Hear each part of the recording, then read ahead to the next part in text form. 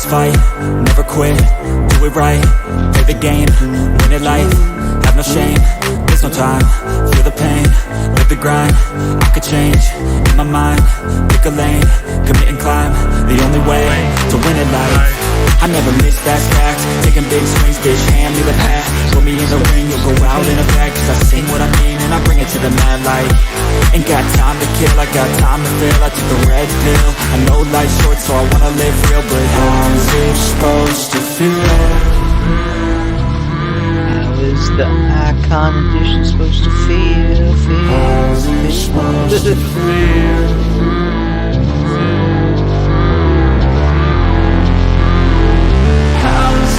Supposed to feel.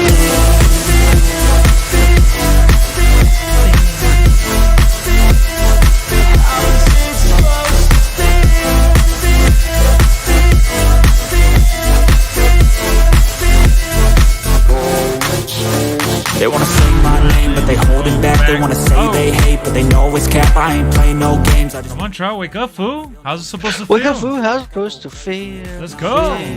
track after track, I work on the shit daily. Pass me the jack, right as fuel, got me hazy. About to unpack all these things I've been chasing. I've got visions in my head, like memories after death. To be a legend instead of something you can forget. I'm living up every breath, I'd rather lead than be led. I'll fill the seats as I swear, with every word that I've said.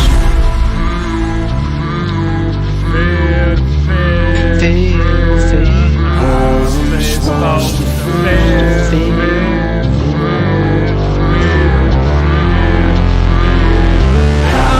supposed to feel?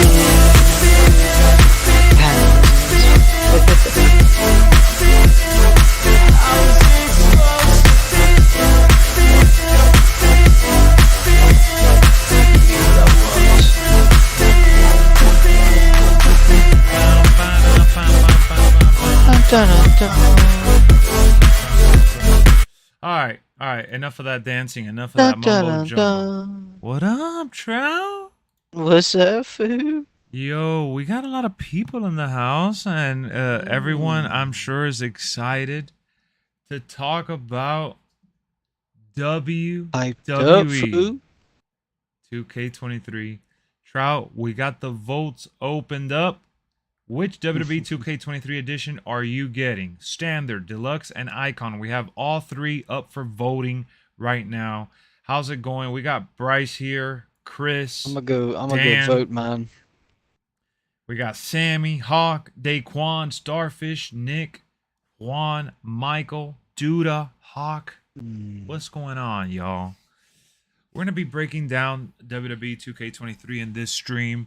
You guys are probably wondering, hey Lex, where the hell are the videos? Why haven't you reacted to any of the gameplay trailer stuff, the showcase teaser, the showcase trailer, the screenshots? Well, I don't want to get in trouble with 2K, first and foremost.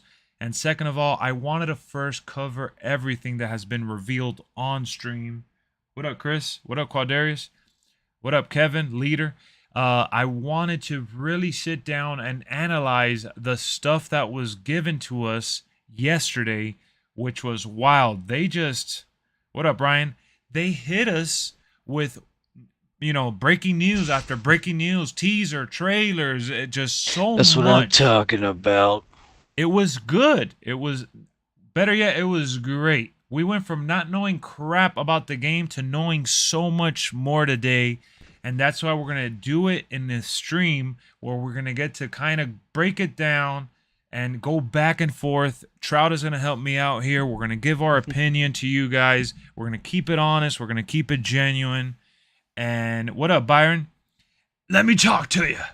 So we're going to be looking at it on console right now. I have the Xbox powered on. And it's going to be the same for the PlayStation 4, PlayStation 5, okay? So it's going to be the same exact scenario. So what we're going to do is we're going to start off with the console breakdown, okay? We're going to go into the store, which I did a video on it, but we're going to do it live on stream. What up, Carter? How's it going, bro? You're moving to a different place? Oh, man. What up, James? You pre-ordered the Deluxe edition today? Holy snap, you're ready to roll then, bro. You ready to roll, bud? All right. Hey, bud. let's transfer over here to the storefront, the digital storefront, and we're gonna look at how they have it posted and listed on here for us to take a look at. So I'm on the Xbox, like I stated to you guys just a second ago. My day was solid, Chris. My day was solid. Give me War Games now. War Games. All right. So WWE 2K23. That's what we're gonna search up. You just go on here to the store. Boom. Type it in. And once you type it in fully, you got everything here. So we're going to go check out the entire store.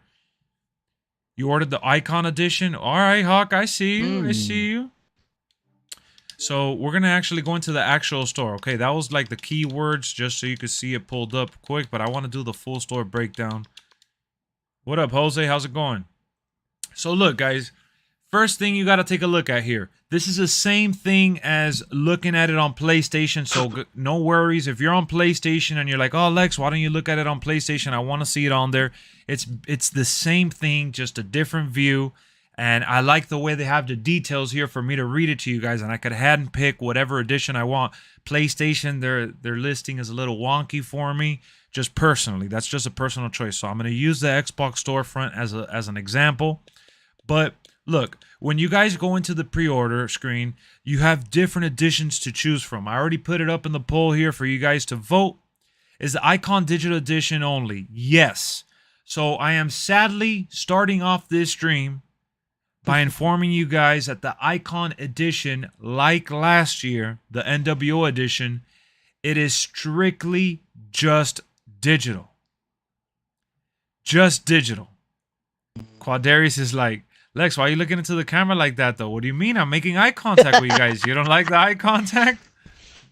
So, yeah. Unfortunately, the Icon Edition right here that you see, it's unfortunately digital only, okay?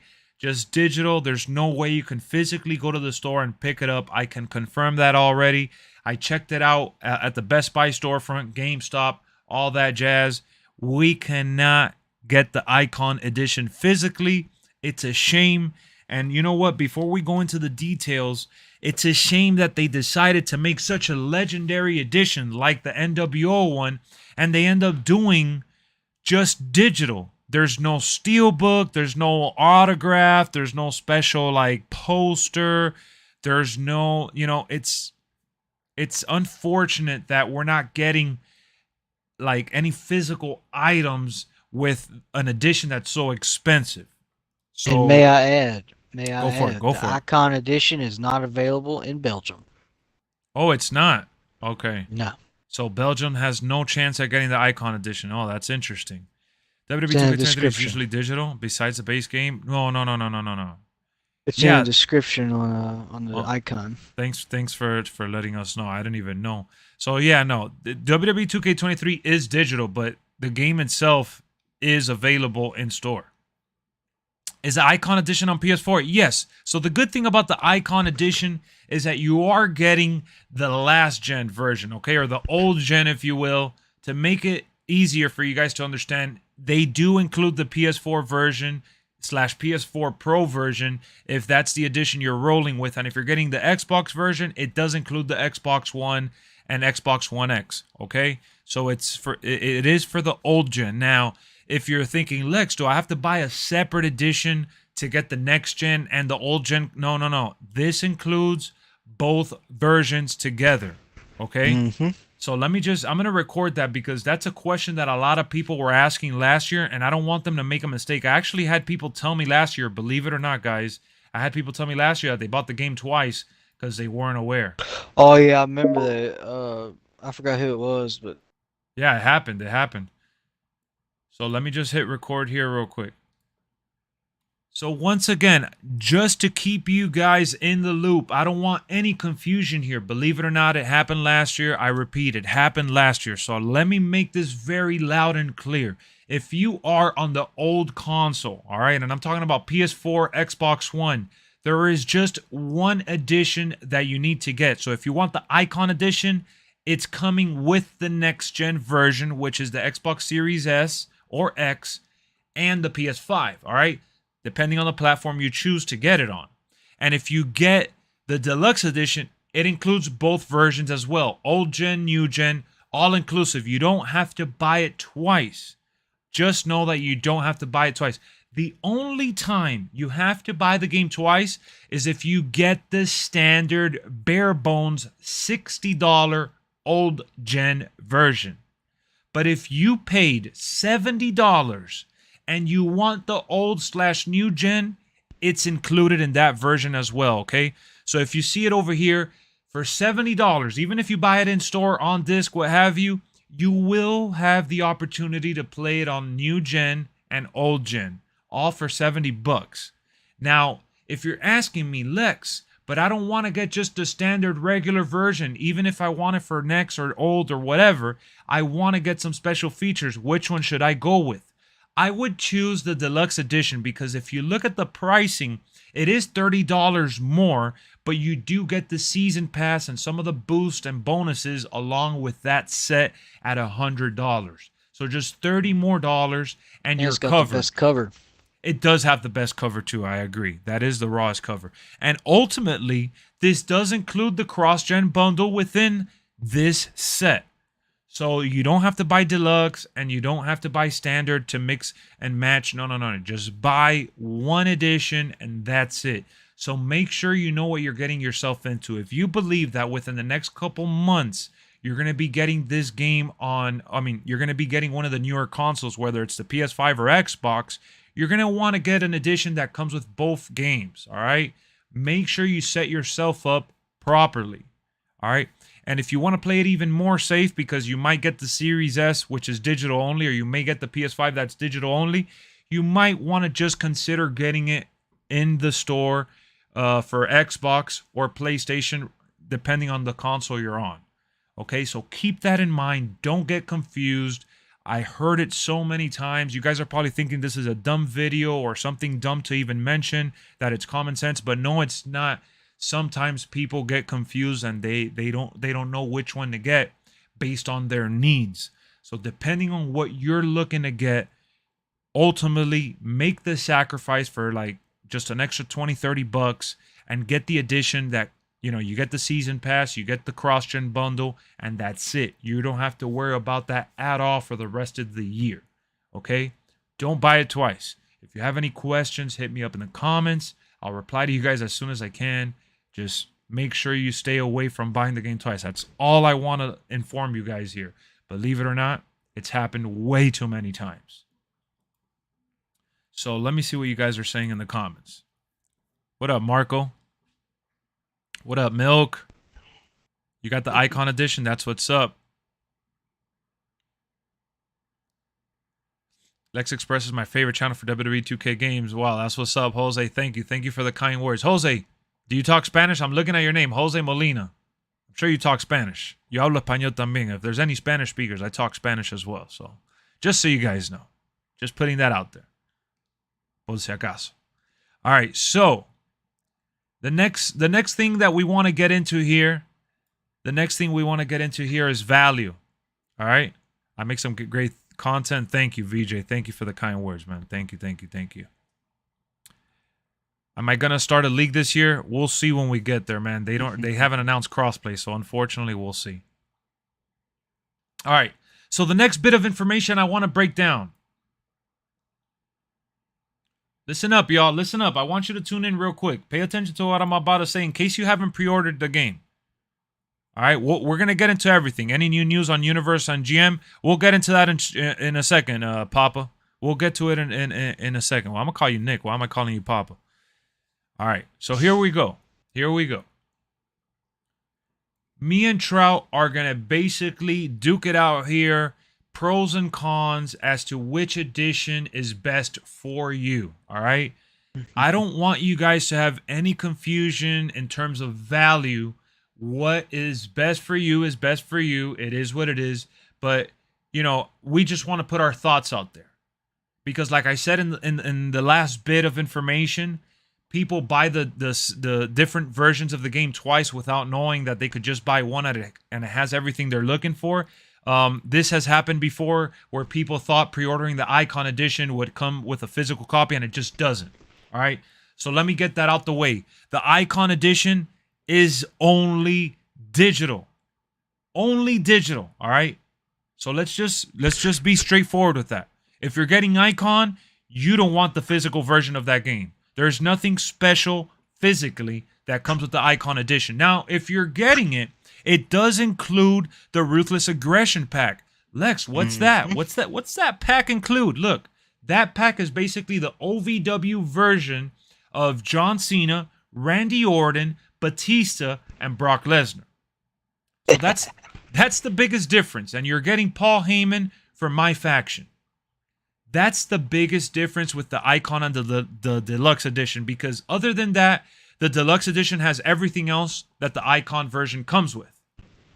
Now, for all my peeps out there that are trying to get this physically, yes, the Deluxe Edition is the only top-tier edition that you can get in the store besides the standard version.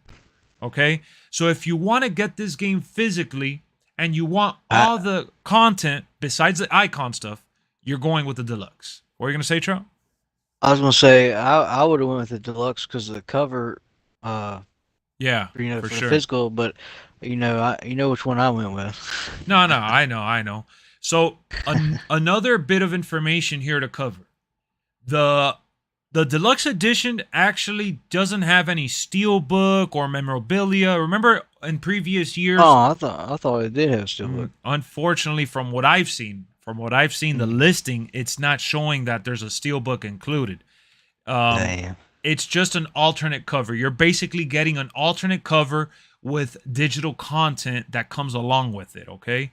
Yeah. In previous years, I would have told you a different story because they used to do these anniversary, like they did it for SmackDown. They did like an Undertaker set, I believe, once. They used to give you like a piece of the ring and an autograph. This is just the regular version from what I see here, along with 3 days of early access. That's one thing that I didn't mention. The Deluxe and Icon does include the 3 days early access. It doesn't matter if you don't get the $120 edition. You're still getting 3 days of early access with the $100 version. So let's just get that out the way. All right. So another thing that I want to break down is all the stuff included with the Deluxe Edition, which is in the Icon version of the game, okay? Lex, what does that include exactly? Don't worry, we're going to pull up the details right here on screen for you guys to read along with me. You could pause the video. You could, read through it yourself. But we're going to break it down. We're going to read everything here, and we're going to jump into all the items that ultimately come with the special edition, all right? So the Deluxe Edition includes the pre-order bonus pack. Lex, what's the pre-order bonus pack? Can I get that with the standard edition? Yes, the answer is yes. If you're getting just a regular cross-gen bundle for $70 or even the old-gen version for $60, if you pre-order the game at that price point, you will definitely be entitled to getting the pre-order bonus pack, which is Bad Bunny. All right? Who's Bad Bunny, Lex? Is that someone with Bray Wyatt? Bad Bunny has nothing to do with Bray Wyatt. Bad Bunny is actually a Spanish recording artist, one of the biggest in the world. He was at Royal Rumble. He was featured in WrestleMania, and he's been in WWE before, and he's going to be in WWE in the future. So Bad Bunny is a pre-order bonus, and he's a celebrity. He's basically like it was like adding MGK last year. So he ain't going to be in an elimination chamber with me, I can tell you that. So Bad Bunny is the superstar that's included as the pre-order. All right, but you get it in the Deluxe Edition anyways. All right, so just so you know, yeah, you get it for every edition, whatever edition you. Yeah. Get. So now we're gonna jump into the Icon/Deluxe stuff. The season pass, Lex. What's the season pass including this year? Right here, we don't know the superstars just yet, all right? We don't know the superstars within the season pass, but I can confirm based on this information that it says 5 post-launch DLC character packs.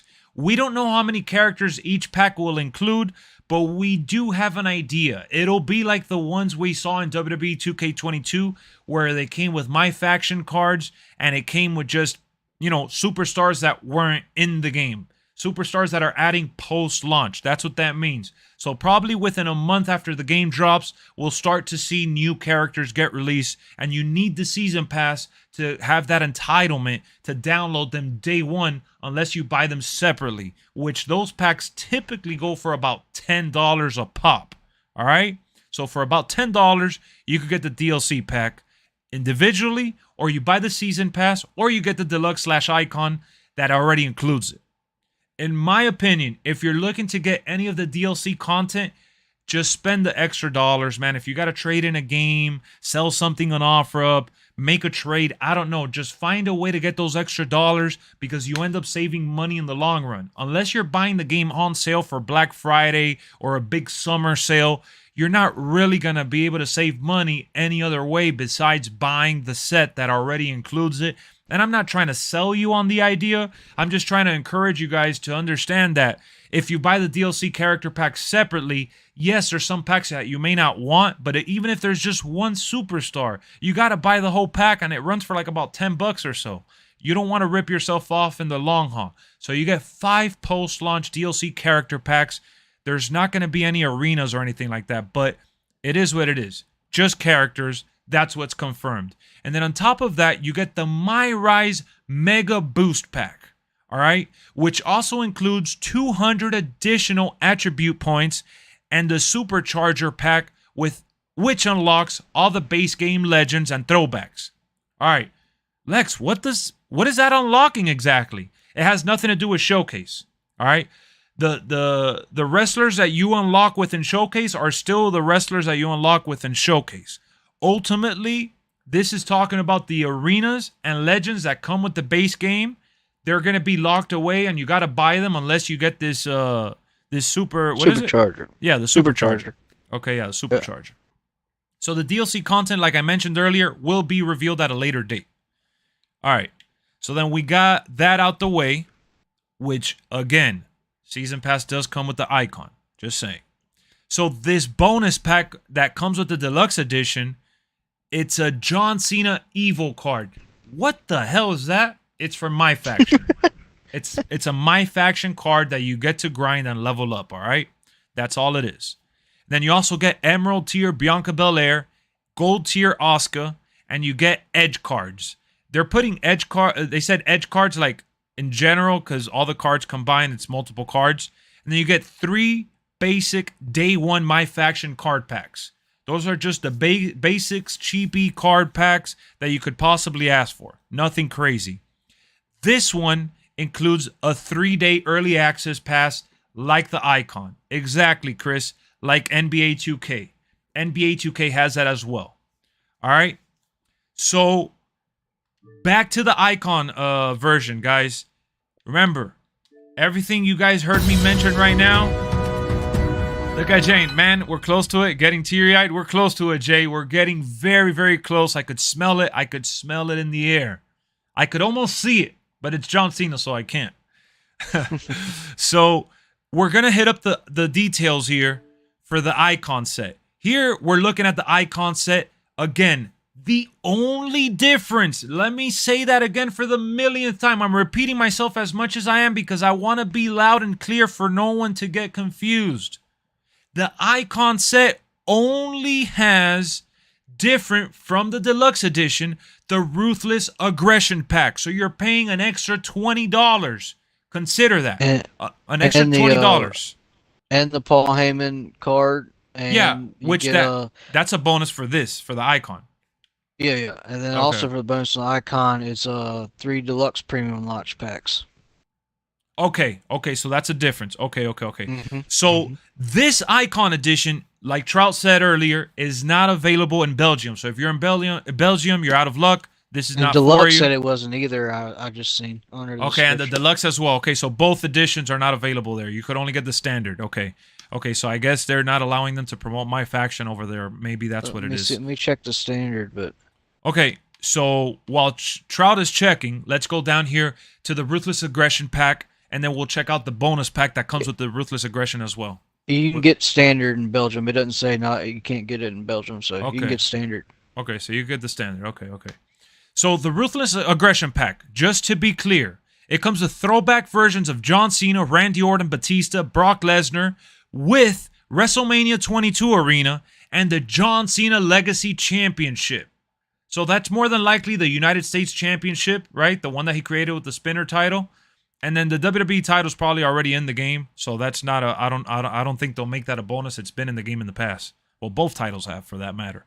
And then on top of that Ruthless Aggression pack, we also get an Icon Edition bonus pack, which is strictly my faction. If you guys do not care about my faction, then you don't care about what I'm about to read to you, but either way, I'm going to list it. It includes Paul Heyman Emerald Tier Manager card and 3 Deluxe Premium Launch packs. Remember, this does have the Deluxe Edition bonus pack as well, so that means you're getting now 3 basic Day 1 packs along with 3 premium Day 1 packs. All right?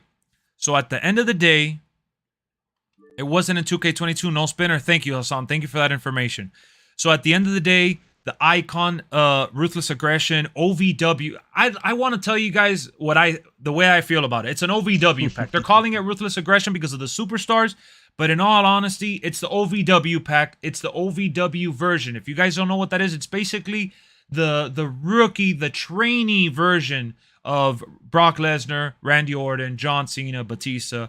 So if you don't care about playing with those superstars and the low tier version of them, you don't really need to spend the extra $20. So this is the part where Trout and I are going to go bouncing off ideas here. Trout. Yeah.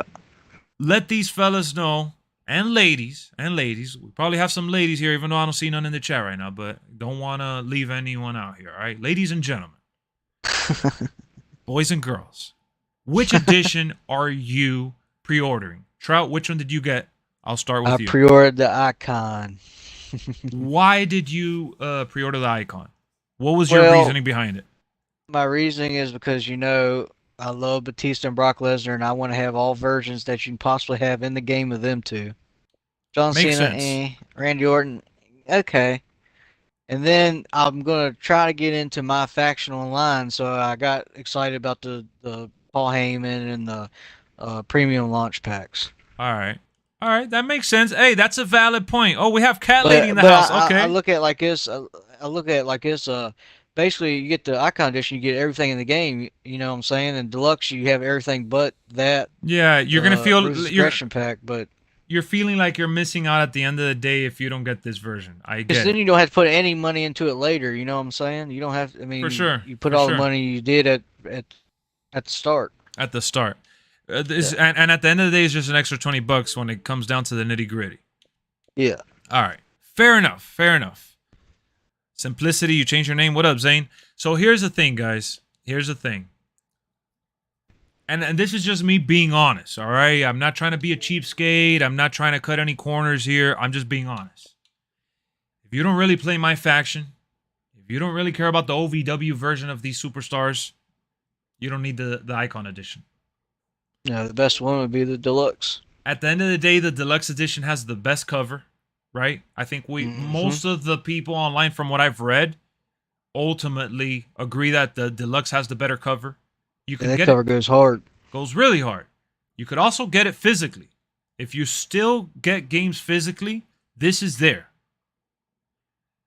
Look at that. Brian is saying the Deluxe cover is the best cover of all time. One of the greatest covers of all time, no doubt about it. So, Cat Lady saying, I'm getting the Icon Edition to save me the headache later. True. Again, that's because you care about having the youngster versions of these superstars. But I'm happy about having the younger Brock Lesnar. And I hear you. There's no wrong answer here. No, that's all personal preference. Exactly. That's what it comes down to. There's no wrong answers here, all right? It's not like you're wrong for wanting the Icon or you're wrong for wanting the Deluxe or hell, even the standard. Even the standard. If you're just worried about having a game, no ifs, ands, or buts, you don't care about the season pass right now, by all means, the standard is the one you want. All right? That's it. You don't have to worry about nothing else. You just want the game for what it is. Get the standard. Don't feel bad because you see people online getting, the Icon. Get the Deluxe if that's the one you're into. Get the standard if that's the one you're into. But at the end of the day, it all comes down to the use you're going to get out of it. All right? And for me, when I look at all three versions of the game, the ultimate version to get here is indeed the deluxe. Why? Bang for your buck. Bang for your buck. The next gen version of this game, think about it. It's already $70. Let me pull it up here. The next gen version of the 70. game, Yep. yeah, it's already $70, which is that's the cross gen digital edition. For just $30 more, you're getting that same bundle, but it includes the season pass and a little extra sweetener called the Deluxe Edition Bonus Pack. You have your DLC covered for the year. You have your little bonuses to get you hyped up, and you call it a day. You're not And using. maybe you could wait real late and you can get the discount on the Ruthless Aggression pack. So the OVW, well, yeah, the Ruthless Because the Aggression pack. NWO, they had it on sale for like $12 or something. Yes. The NWO, So when the pack. later on, a couple months later after the NWO version released, people were like, "Oh, they should have released it separately. They should have released it separately." They did. That's the thing that they did. If you wanted the NWO edition post-launch, they gave you the option for $25 though. It was an extra $5. You know what I'm saying? It wasn't just an extra 20. It was an extra 25 at that point. So, you know, if you're looking to get that, you might want to wait for a digital sale, which does happen. Like Charles said, we've seen it for $12 in the digital storefront. So that's way later. And if you're not, you have to wait a while, but that's just if you're not as excited to have those OVW wrestlers. So think about it. Take a deep breath. Don't rush into this decision. If you're going fully digital, yes, the Icon would be best for you with everything. You know, you don't have to worry later or anything like that. But ultimately, when it comes down to something that you can hold in your hand, and an addition that you want to have on display, the deluxe would be the way to go. So I hope this segment on stream helped you guys. Whoever's watching this as a video, I hope this video helped you guys. Any questions, always hit me up in the comments. I'm constantly reading the comments and trying to help out where I can. Trout, thank you for giving us your 2 cents on the matter. But yes, sir. And if you guys are wondering which one I'm getting the Icon. Despite me thinking that the deluxe version is the better value, I'm getting the Icon. I need it for YouTube. I need it for the streams. And I need it for you guys, honestly. And I want to see what it's all about at the end of the day. Let's see what it's all about. So we got more WWE 2K23 content on the way, whether it's a live stream or a video. We're always around town. We're not going anywhere. And yeah, hopefully this helps. So you guys keep asking me about my eyes. What's going on with my eyes? I wanted to try it out to see if you guys noticed. I'm glad you guys brought it up and you noticed. It's mainly a new feature that just came out. It's supposed to be a feature that has you locked in with the camera so you could have direct eye contact with the camera at all times. It's a new NVIDIA feature. So I'm going to take it off. I'm going to remove it. You see how right now I'm looking at the chat. My eyes are pointing downward. As soon as I turn it on, I'm staring at the camera the entire time. So I thought it's a cool feature to have when you want to have that eye contact, but obviously it could creep you out because it's too much eye contact. It almost looks like I'm staring at you the whole time. So I'll take it off for tonight. But yeah, just wanted to let you guys know what that was. Do we know any of the roster? So we're gonna get into the roster here shortly. Before we get into the next part of the stream and we get into the next breakdown, I want to encourage. Brian's like, damn, that's 6. I'll be staring at you the whole time. I want to encourage you guys to hit that subscribe button, hit that like button, help the channel grow, man. We're on our way to 15K right now. We're taking baby steps to reach 20 ultimately, but hit that subscribe button. It's free. Nothing. It doesn't cost a damn thing. All right. And the like button, it just gets the channel more recommended. We get more viewers in here. It helps your boy LexxEroo without having to, member up or do anything crazy. The likes help more than you guys can possibly imagine. So I just wanted to encourage you guys to help your brother out right here. while we're getting into the you know, the wrestling season and the info for the game we're going to be breaking down. And if you guys are wondering what this channel is all about, we cover all things wrestling. I'm constantly posting videos about AEW, sometimes New Japan, more recently because of Sasha Banks' departure over there. We also play WWE 2K22 and some of the older games as well on the channel, along with watch parties for Monday Night Raw, SmackDown, and the pay-per-views. So if you guys like a chill, exciting community, this would be for you. That's all I could say. And if you wanna member up and you wanna get an awesome highlighted a highlighted color on your name with the loyalty badges and a bunch of emojis, the more members, the more emojis. And you could also join our watch parties via Discord in a private chat that we have.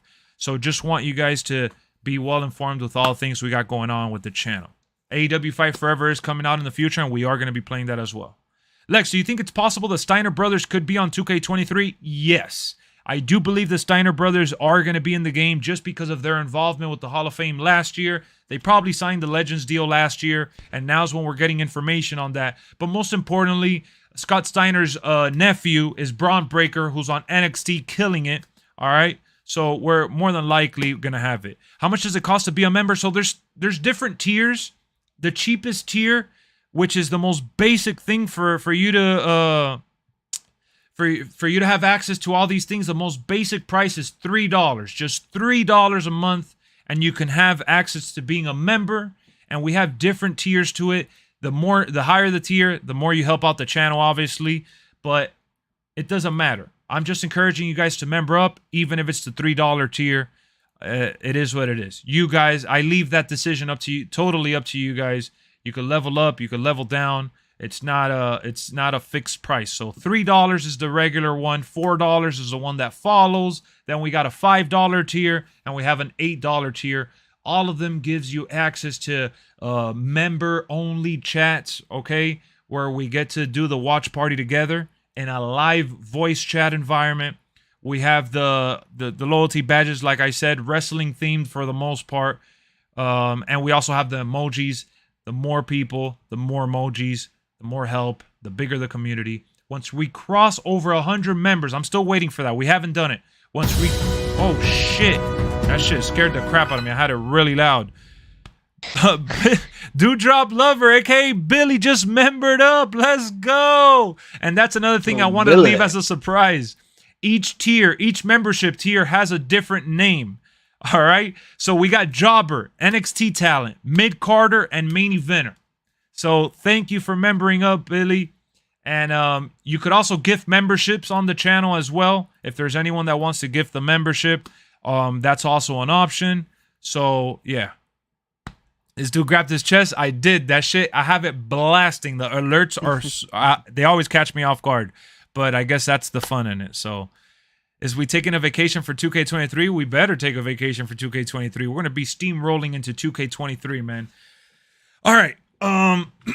So, we talked about the Icon version. We talked about the Deluxe, the Standard, the Cross-Gen. Which one is best to go after? Look at Dre. Dre remembering up. He's like, Lex, I haven't been a member for a little bit, but I want to be a mid-carder. I want to be a mid-carder. Let's go. He joined the tribal chief. All right, all right. We got some movement in the middle. All right, all right, all right, all right. I get it. I get it. You guys want me to blow the train whistle? All right, all right. Jump. Got me jumping up in here. Jump. So the next segment we're gonna jump into. Actually, let me see. Let me do this.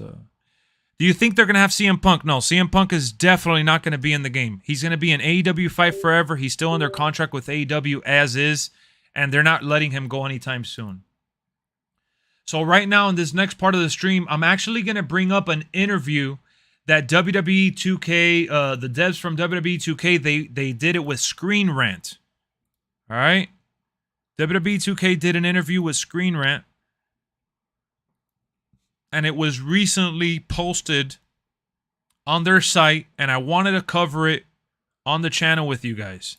Did you hear about the Stone Cold rumors? Yes. So apparently WWE offered big money to Stone Cold Steve Austin to have him featured at WrestleMania versus Brock Lesnar. Everybody thought it was to face The Rock, but it was actually against Brock Lesnar. I love what you've been doing, bro. Keep going crazy with the coverage. Thank you, Dre. Thank you, my boy. I appreciate you for membering up, always supporting, and tuning in when you can. I hope Grayson Waller and Carmelo Hayes are in the game. Most certainly, Archie. They're definitely, I would venture to say they're definitely going to be in the game. You think we're going to get surprised with the 2K23 roster? I think the roster is always a surprise, for better or for worse. They always give us so many, wrestlers that we don't expect sometimes. And between NXT, the legends that have been re-signed to WWE under the Legends contract, and the roster where it's at, I think we're gonna get a healthy, roster. No, it's not gonna have Sting. Dude, drop with the one. Let's go.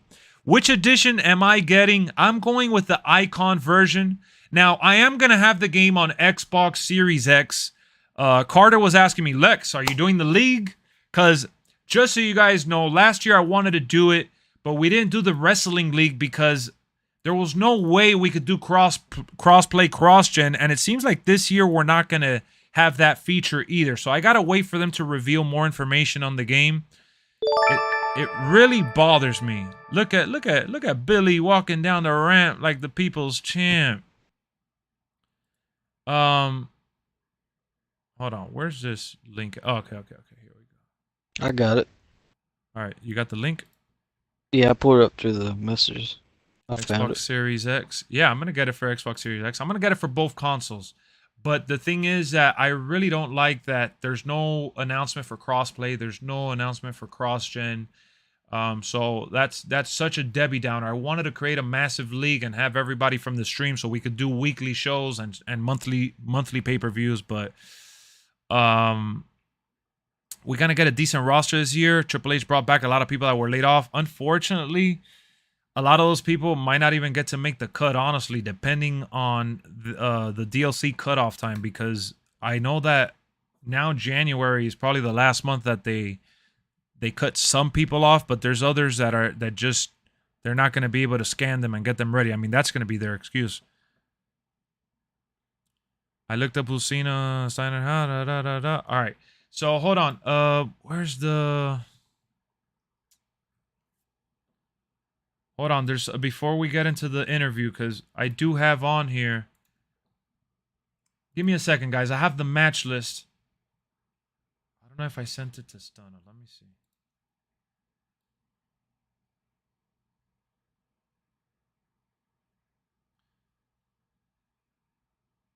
So the soundtrack also came out online. Nothing noteworthy. Not at all. Not at all. Trout, did I send you the match list? Of the showcase? Yeah, I don't think I did, bro.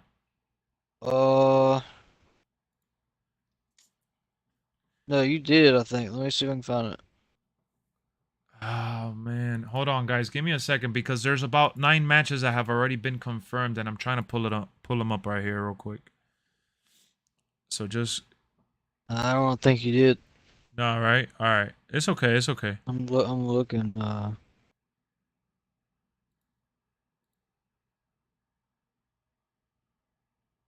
Better off using YouTube royalty-free music. I know, so we could get the houses, bombs, the van. Is Yeah, Braun Breaker? Yeah, Braun Breaker's gonna be in the game. Braun Breaker's gonna be in the game. Houses, bombs, the van. Bro, look at Woke. Can you believe? Yo, Woke is in the Discord, but he's not in the stream. Trout. I'm gonna put how y'all on Discord, but not the stream.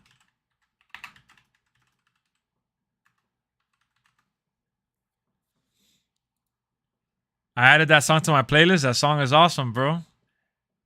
Has any other roster been revealed? Some of the roster has been revealed, like Kurt Angle and things like that. Sure, it's okay. Take your time. Thanks. Because I was about to go to sleep. All right, hold on. Give me a second. Let me pull it up here. Let me hit up Jay.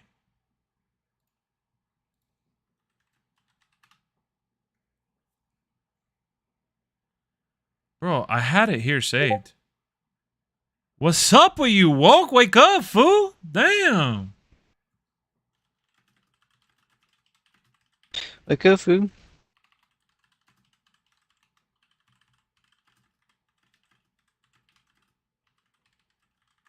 All right, so I asked Jay for the list real quick.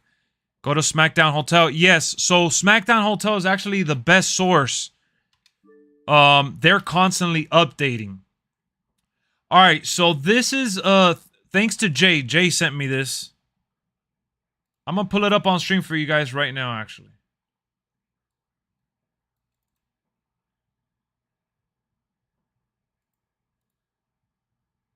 All right, so where is it? All right, here we go, y'all. All right. So right now, based on the trailer, they just revealed John Cena is indeed the showcase superstar. Now, let me make this very loud and clear. Some people yesterday were on stream and they didn't understand the concept of the showcase, including myself. I was a little lost. John Cena in the trailer says that he's going to try to take down his foes, his enemies, right? He's talking about himself personally, like if he was going to fight you, but it's obviously going to be the computer. You're facing John Cena in each of these losses. It's already confirmed to be 14 matches. So if you were excited about the John Cena showcase, know that it's going to be 14 total matches, and it's ultimately going to be you versus John Cena in each of those circumstances, and you're supposed to win, like in real life. What up, Duda? So these are the ones that were showed in the trailer. It doesn't mean that this is the full list. Keep that in mind. Right here, we only got 1, 2, 3, 4, 5, 6, 7, 8, 9 matches that have been confirmed. We're still missing about 5 matches, all right? So if you don't see a superstar here that perhaps you thought you would have seen, we're definitely probably going to see, like, for example, Randy Orton. There's still 5 more matches that need to be revealed. This is just 9 out of 14, just so y'all know. All right? I don't want you guys to get worried. Well, how many matches does 22 have? 12. So they added 2 extra matches here. More. Yeah. Well, you should get 2 more extra matches. Lesnar and Taker and Reigns matches are like 3 minutes long, so more like 11 matches. Still missing Edge. Edge versus Cena too. Yeah, so let's go down the list here. Let's start off with the one that kicked off John Cena's career in the main roster. It was Cena versus Kurt Angle. Kurt Angle is one of the superstars that were not available for us in 2K22, which that's one of the matches that were left out versus Rey Mysterio, unfortunately. And ultimately, he has now been confirmed via the trailer. The trailer revealed that Kurt Angle is indeed in 2K23. So that's a superstar that we didn't expect to see this year, especially since he's involved with Wrestling Code. But now he does have a Legends contract with WWE, so at some point we're going to see him down the road. But I'm glad that he's not a DLC character, and he's actually part of the main story. The next match is Cena versus RVD, One Night Stand 2006. This was one of the best matches in John Cena's career. He was booed out the building. Booed out the building. All right, and what we're going to do with each of these, we're going to actually look it up, all right? So we're going to look up John Cena versus Kurt Angle, and we're going to look up the images just so you guys understand which match it was. So this one was 2002. We're going to break down each of the matches. So this is the one we're looking at, the John Cena debut versus Kurt Angle, when Kurt Angle had this navy dark blue singlet, and he was bald and had the, looking real thick with the neck and shit. When they were about to start calling him I knew Kurt who's Angle. hyped for Kurt Angle.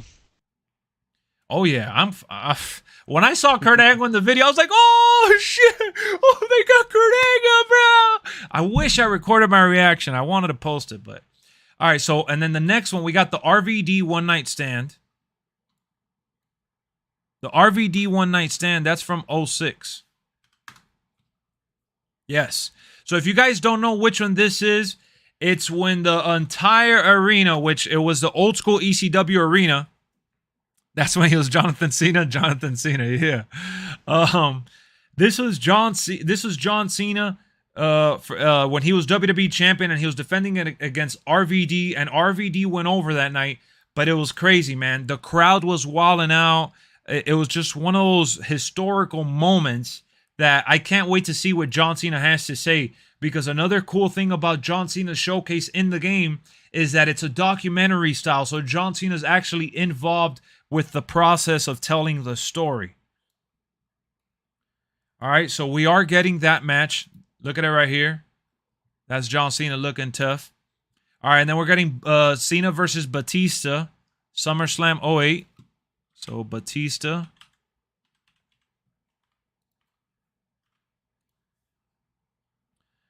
This one, Batista does the Batista bomb. He gets him with the spear. It was the first time ever, right? Is that what this match is? Yeah, first time ever that John Cena and Batista face off.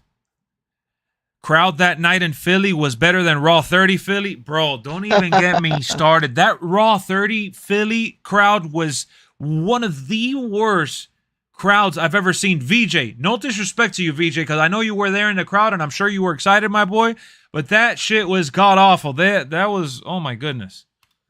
But yeah, we're getting Batista and John Cena in that SummerSlam showdown, which is funny because if you look at John Cena's confirmed matches so far, there's a lot of SummerSlam here.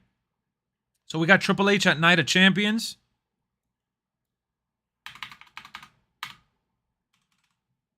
Triple H Night of Champions.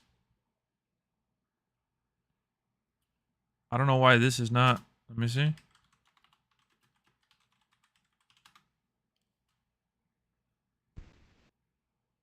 All right, so here it is. John Cena getting pedigreed versus Triple H. Night of Champions. What up, UNC? You pre-ordered the deluxe edition on PS5? Let's go! Think they'll have the mob boss? Give me what I want. Give me what I want. That would have been amazing, but I doubt it, bro. I would have loved that shit. All right, so we got Triple H, and then we got The Rock. You guys know the one with The Rock, but I'm going to show it anyways because I love that stage. I'm so happy they put the WrestleMania 28 stage, bro. Wait, is it WrestleMania 28? Yeah.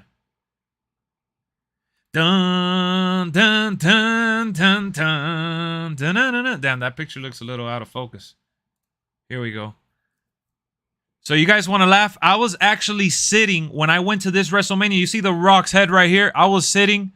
You see, I was probably like around here where the mouse is. Let me see if I could make it a little bigger for you. All right. Hold on. I don't want to get... All right, there. I was sitting like around here where the mouse is. I have binoculars. I was like, oh my God, look at The Rock. Look at The Rock. I remember, dog. My freaking eyes I started bawling. When The Rock won that match, I was bawling. I was like, oh, Rocky, let's go. That shit was crazy. Never in a million years did I think that I was going to be in the same building with The Rock becoming champion. So that was amazing for me. I'll never forget that shit. Oh, shit. This is funny. It says Batista here. I don't know why it says Batista. That's why we didn't get more pictures. Here we go. This is the match. Not to mention, they got the WrestleMania New Orleans. Yep, they do. Personally, I would have taken John Cena I Quit match versus JBL. I'm surprised they don't have JBL on this list. He has to be in in one of the other matches. That match just wasn't for the belt? Oh, no, it wasn't. It was the other one, wasn't it? Oh, well, whatever. I didn't think I was going to see The Rock come at WrestleMania and beat a guy like John Cena. That's the point I was trying to make. It wasn't for the belt. It sure as hell felt like a championship match, though. It was the last one of the night. All right, so the one with 2014. Wait. Lesnar. Okay, Lesnar. And then I was there the following night. The following night was with when Brock Lesnar came back that same year. That shit was crazy. That match wasn't for the belt. You're right. It wasn't.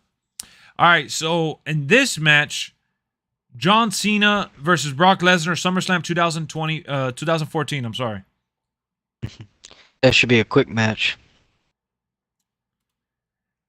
Bro, oh my God. I think this is the match that I really hated. I really hated this match because I remember John Cena getting bamboozled. Like, John Cena Yeah, I think it was like seconds. Bro, he got... Yeah, Brock Lesnar just demolished John Cena. I'm sure they probably start you out with like 3 finishers and 1 signature.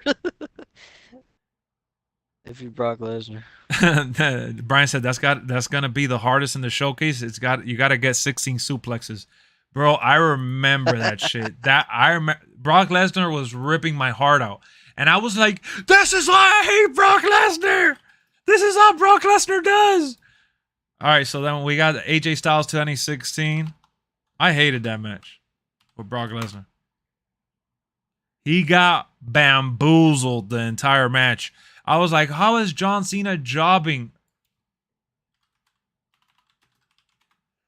I was like, how is John Cena jobbing? Bro, is that SummerSlam? With Styles? All right, yeah, it is. All right, so we got AJ Styles versus John Cena. Do, do, do, do. Do, do, do. So yeah, just so you guys know, the whole reasoning behind this is because they want you to hear John Cena's side of the story and the whole never give up, never back down attitude. That's what it's all about. Yeah, AJ Styles, Karen haircut. I know Erica hates that shit too. He got that Karen haircut. This one he had it even shorter. Short hair AJ, I know. All right, so that's another match we got. And then Cena versus Undertaker, WrestleMania 34, which I'm surprised about that one.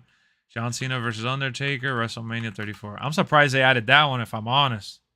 That's when John Cena was in the... wasn't he like in the crowd? Not in the bar, but in the crowd drinking. Yeah. Yeah, he was in the crowd drinking with the fans and shit. And he said it in an interview that the reason why he was interacting with the fans early on was because he didn't want for it to be a problem throughout the entire show. I remember that shit.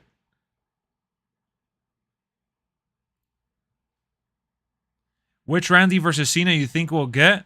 That's a good question, man. We got to look at which matches Randy beat him that were in pay-per-views. They got to have Kevin Owens. I think they'll have Kevin Owens. And they have Cena versus Roman Reigns from 2021.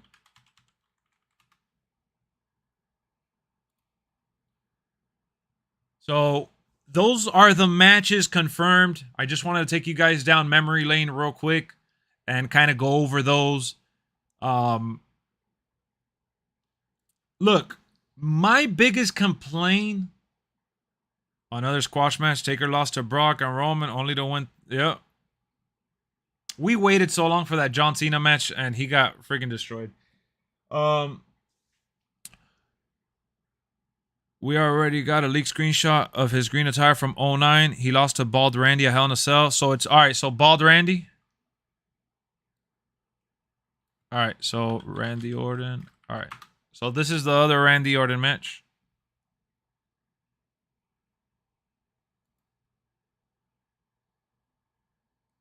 So in case you guys are wondering, this is the Randy Orton match he's talking about. I think Kali will be in the game. Nah. Can you look up the matches? Nah, Duat already told us. He's right. He's right. So we got 10 matches pretty much confirmed.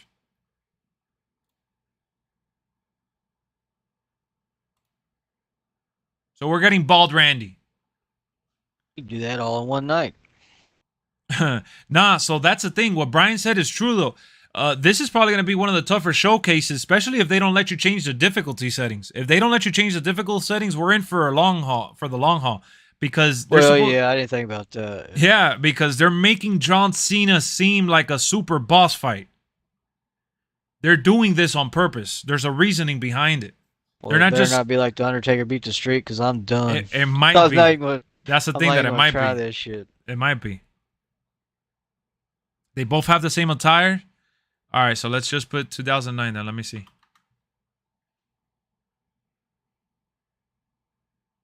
Oh, the one from SummerSlam. I see here.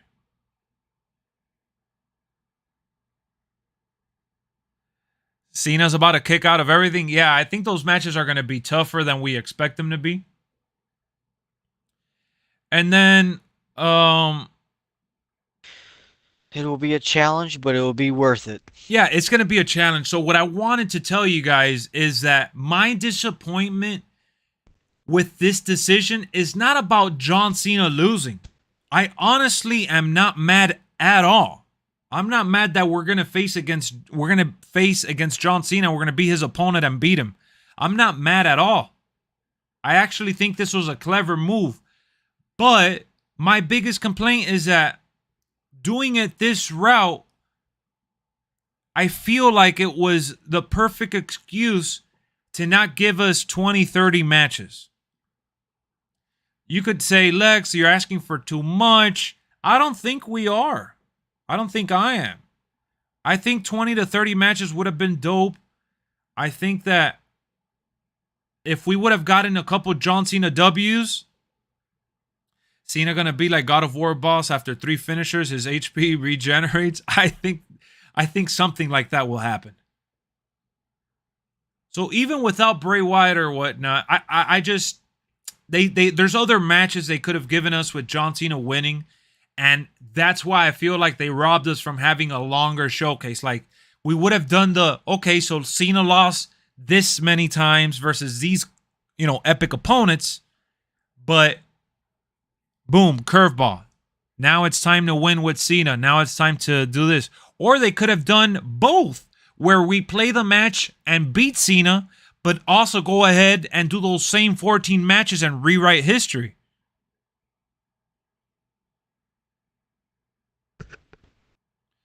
They don't do that many matches because people don't like Showcase to begin with. I love Showcase. That's like one of my favorite modes. But I feel you. I get what you're saying. No point in spending so much money and time on a mode that a lot of people are freaking crying and like complaining. What I'm gonna do first. It's usually what I do first too. I just wish they would have given us a little more. Personally, at least 20 to 30. I enjoy the cutscenes. I enjoy the commentating. Nah, there's people like us, Brian, that love Showcase, but it's in the minority, though. It's definitely in the minority. Majority of the people like Universe Mode and My Rise and stuff like that. The 2 modes that people can care less about right now is My Faction and Showcase. I feel that this would have been epic if they would have been like, okay, beat John Cena. John Cena lost these matches. Now, at the end of the showcase, you see John Cena tell you, how about we rewrite history? Can you imagine if John Cena goes and he were to talk to you and tell you to rewrite history and you got to play as John Cena to do it? So you get to go through the same matches, but through John Cena's point of view, and you actually come out on top in those 14 matches? I would have done something like that. The focus is on the losses, and we lock in on the losses, but once you beat the losses and you finish that part of the campaign, the replay value in it is to go back and relive those moments, but as John Cena. And then you get extra surprise unlockables. They said there's a surprise at the end. If you read the screenwriter interview, creator doesn't talk like people don't play it. He talks like it's a staple of the game. He got to be getting that from somewhere. Yeah, because it is for them, bro. It is for them, but that doesn't matter. These people, I have the Screen Rant thing there. I know. I've seen them talk about Showcase before. They enjoy doing Showcase, and Showcase is a mode that there's a demand for it, just like there is for Road to WrestleMania that people have been wanting them to do. But we're talking about majority of the people. Plus, if if there's new combo system or something different about the movement and attacks, whatever, you can practice that while you're doing the showcase. Yeah, that's why I like that. That's what I do. I test everything out. They could do bragging rights. People forget when people hated on Showcase so hard it didn't even make 2K18 and realized enough people wanted it back. Yep. Honestly, I don't, because that takes too much time off of the other modes people will be playing. Universe and My Rise should honestly be a bigger focus. I like Showcase, bro. I want them to bring Showcase and Road to WrestleMania or any of those like cinematic modes. I like those cinematic modes a lot. And I like even when they make it where it's like a made up story. It doesn't have to be like all real life. Look up Cena versus Wade Barrett. Dude, this is exactly what I'm doing right here. You don't see it? You don't see the screen? We got Cena versus Wade Barrett right here. Yeah, there's a few Wade Barrett matches they could definitely do. For sure.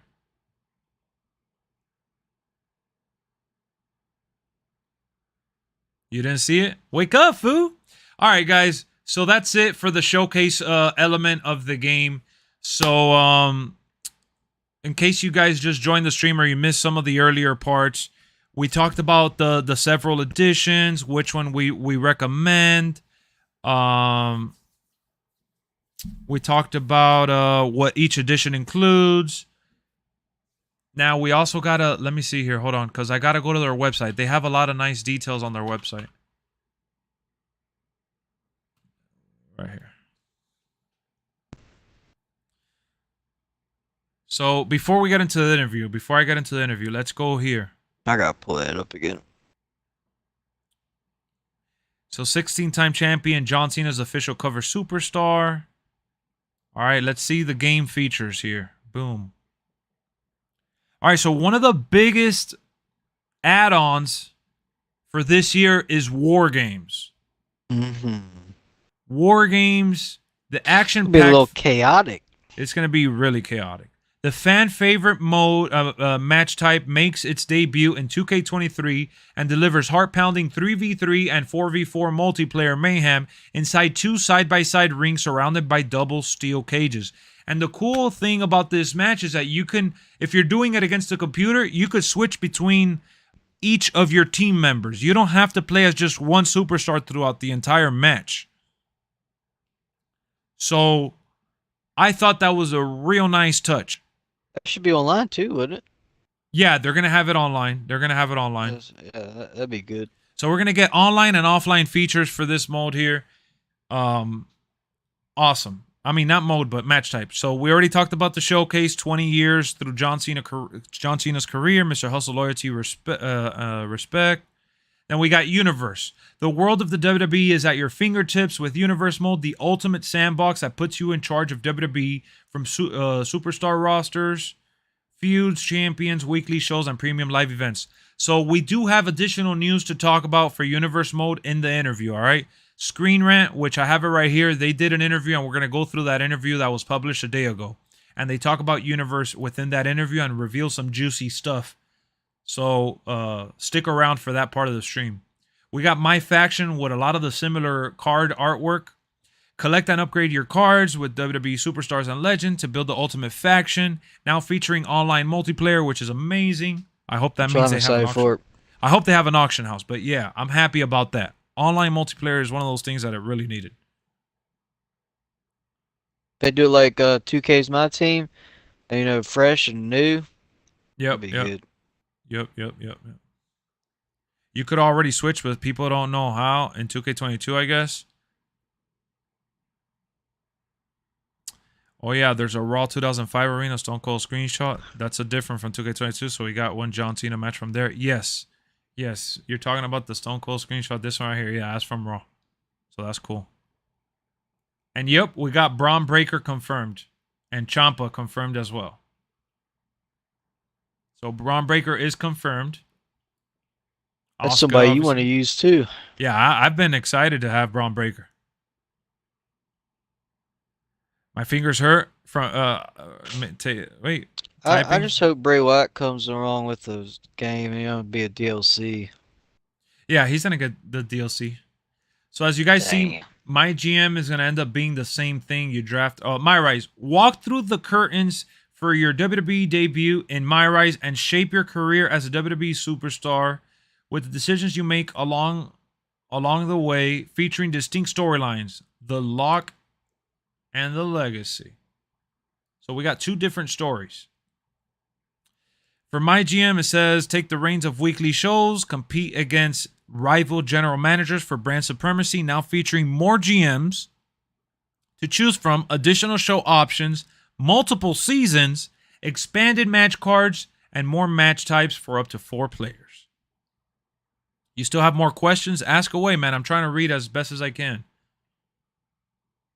So we got some more confirmed superstars here. We got Rhea Ripley with her Judgment Day gear, as well as Damian Priest. We got The Miz, Rey Mysterio, Bianca Belair, Alexa Bliss, AJ Styles, and Kevin Owens.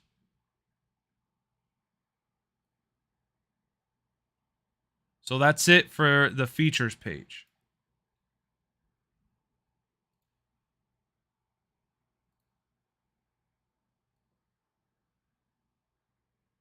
The game is available on PC, on Xbox and PlayStation platforms.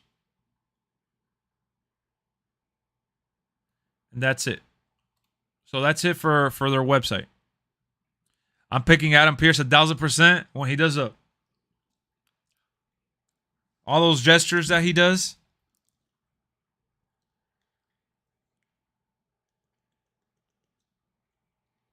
All right, so just so you guys know, you can pull it up as well if you want. We're gonna make the text a little big here, so you guys for you guys to read along with me. And let me make my camera, my webcam a little smaller here in the corner. All right. So I made myself a little smaller here in the corner. You guys have better visual there. I'll make it a little bigger, actually. All right, there. All right, cool. So this is an interview that Screen Rant did with WWE developers Lionel Jinx, Brian Williams, who Brian Williams is actually from Ukes. He used to work with Ukes, and he left and came mid-cycle to work on 2K23 and beyond. They got him back. He used to work on the other WWE games. And then Dino Zucconi. It's an interview for 2K23. Trout, do you need the link? I got it, Foop. Right, I got it. All right, cool. 3 developers behind the recently announced 2K23, its new additions like War Games and the involvement of John Cena.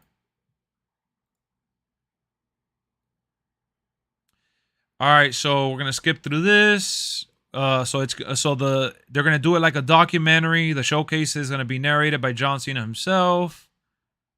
Screen Rant sat down with the developers and talk about the upcoming title. All right. So first, I just want to dive in a little bit to the Cena-centric 2K showcase and how Slingshot tech plays into that. Can you guys talk a bit about that? Lionel Jinx says, yeah, Slingshot tech, that was something that we brought into 2K22 and created the seamless transition between live action. Hold on. There we go. The seamless transition between live action footage and gameplay, and I love it. So guys, what he's mentioning is, remember how the game would cut into like a little cutscene animation and then it shows footage and then real life and the game and back and forth? That's what it is. Lex, don't forget, John Cena vs. Bray Wyatt, WrestleMania 30. John, I know. I didn't skip your message, my boy. I read it. So Slingshot tech, Slingshot tech. I'm sorry. That's the animation, and I absolutely love that they're bringing that back. I thought it was super cool, super creative, and felt so real. It put you into the moment, and yeah, I really thoroughly enjoyed that. So I'm glad they brought it back. I kind of came up with it, so I'm biased. But Dino is our designer responsible for that mode. So it's kind of like giving him the key to the car and let him drive. And he's, in my opinion, upped it even more this year. Dino, can you speak on this? Or speak to this, I'm sorry. Yeah, there's a lot of good things that happen with the Slingshot tech. It just immerses you into the match right away. Hell yeah, it does. It looks really good when we fade out and fade back in. So we wanted to bring that back this year again. It really helped our cutscenes out. It sure as hell did. I'm sure it makes it a lot easier for them. And ultimately, it's very easy on the eyes. To me personally, Trout, I love that shit, bro. I know you do. Food. I You love can't, the cutscene stuff. guys. I'm telling you, I can't get enough. I can't get enough. I wish they did a ton more. I wish they did that for Universe mode, honestly. A lot of things that we'd heard in the past was like sometimes our cutscenes go for a few minutes and it's tough to watch an animated cutscene, and so we thought that putting you in the action like that makes it a little easier when you're watching these kind of things go down. And so, yeah, this year we've got this John Cena showcase. We're playing on 2 of his biggest themes. The actual theme of the showcase is "You Can't Beat Me." So we're making it that you're going to be playing as all of John Cena's opponents in these historical matches with the goal of recreating the magic that they made on the nights they were actually able to defeat John Cena.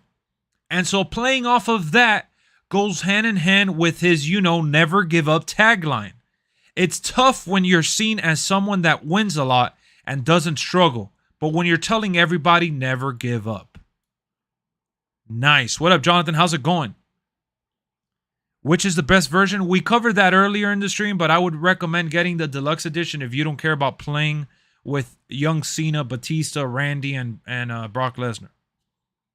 So I get it. They wanted this to ultimately be something where never give up was the perfect example, even when he was defeated. So we wanted to focus on the times where he didn't win the match. He came up short. If he lost a championship, lost an opportunity to the championship, like these are the moments that never give up actually means something. It's easy to tell other people that are down, oh, don't give up. But like when you see the actual human being preaching this and he follows that same thing, it just hits a little bit harder. So I think that the fans are really going to enjoy the showcase this year. We've got some really cool matches in here.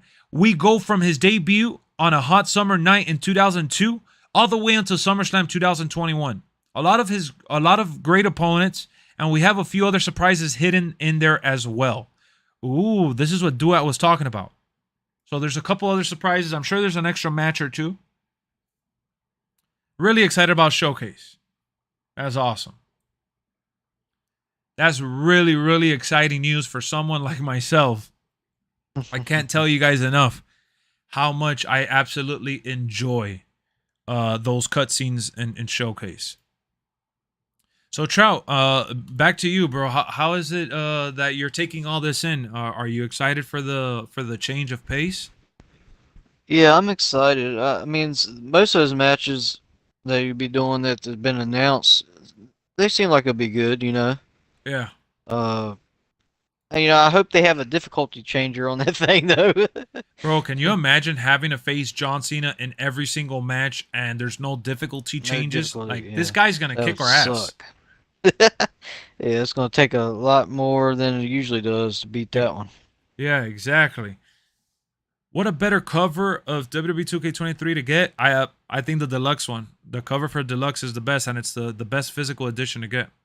Do you think 2K23 will be online universe mode and Royal Rumble online this year? No. Royal Rumble would be more than 8 people. Unfortunately, there's only up to 8 people online again. Maybe 16 matches since he's a 16-time champion. True. What if they also have some moments where he wins at the end? Some bonus stuff. This is going to be great, especially with War Games. Yep, I think so too. I remember John Cena's first 2002 match.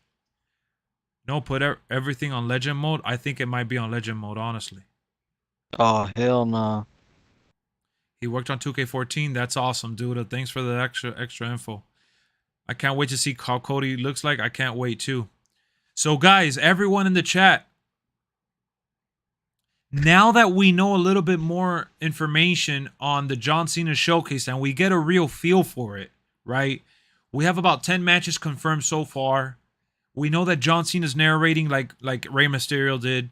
It's going to have the cutscenes like it did in 2K22. It's going to have more matches than we thought originally because the Rey Mysterio only had 12. This one has 14 and possibly a bonus. Now that we know this, how excited are you guys for the showcase mode in 2K23? I want to see what you guys are saying. Ultimately, how excited are you guys about that? Because the way I see it, we're always complaining when they do the same thing over and over and it gets repetitive. Oh, no, they've already done Cena. They've already done this person. They've already done that person. John Cena is such an easy guy because they have everyone that he's wrestled for the most part. Yeah. Don't forget Shawn Michaels versus Cena from Raw 2007. Yeah, it should be there. Is that confirmed, Ace? I'm curious which one to get. Well, his Thugonomics gimmick, I don't know. It should be in the game, and I think it's probably going to be in the showcase.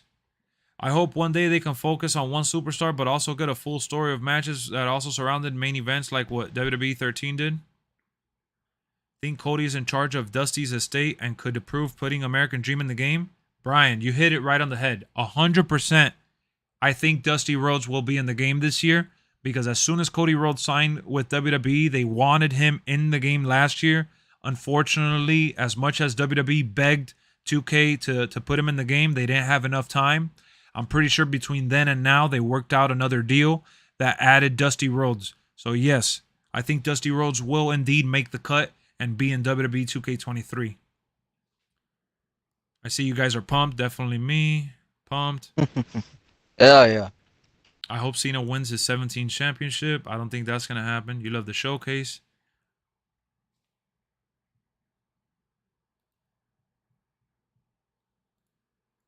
Let's see. It's different. It is different.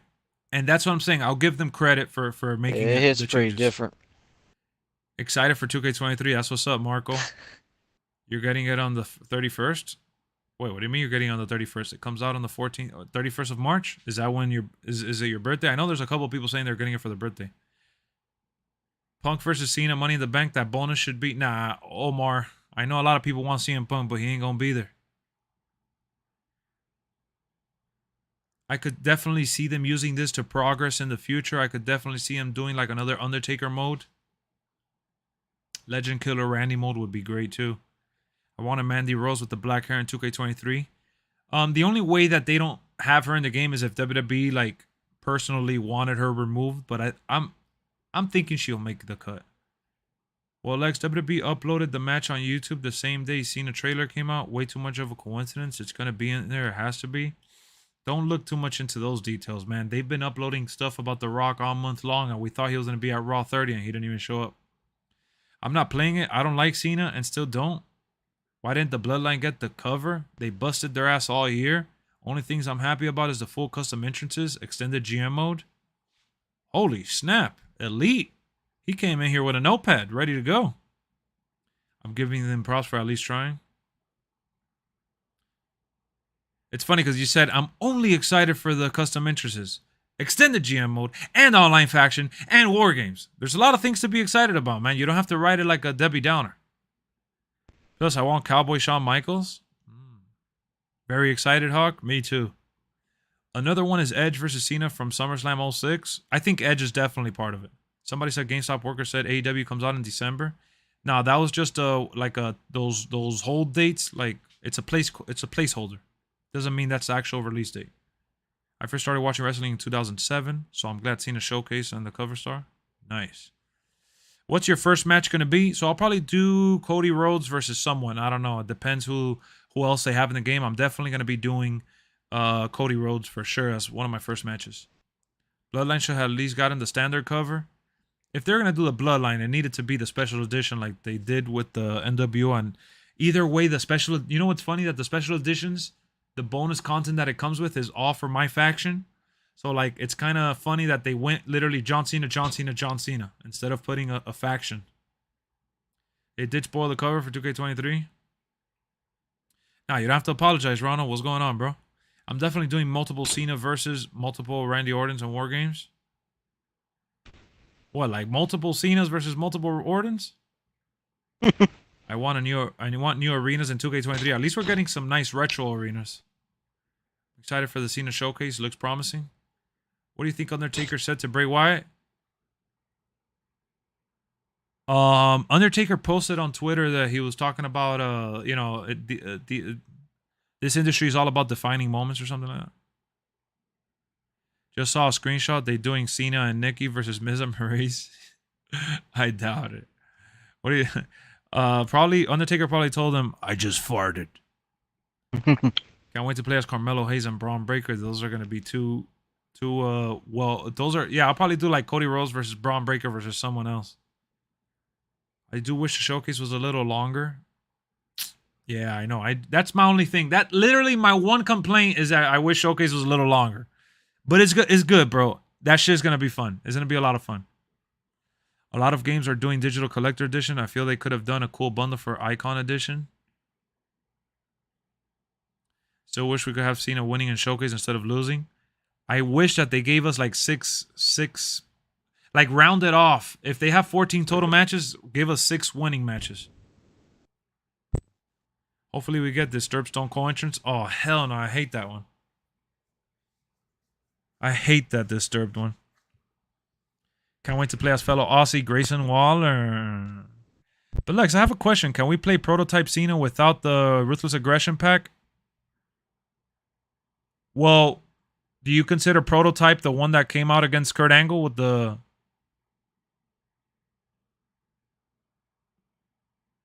You're going to be able to use the Kurt Angle match version. Because there's an OVW Cena, but it's going to be different than the Kurt Angle match one. So it's just... but yeah, they're pretty similar at the end of the day. I won't be able to slap John Cena's dad always because...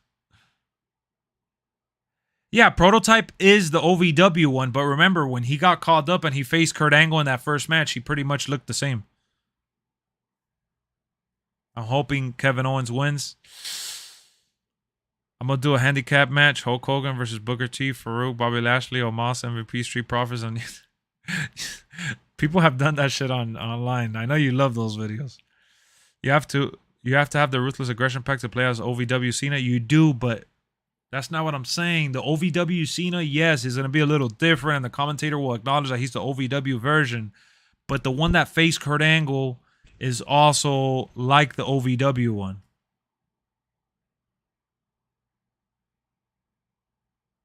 OVW Cena has long hair? Yeah, so if he has longer hair, no, that's going to be exclusive to the Icon edition.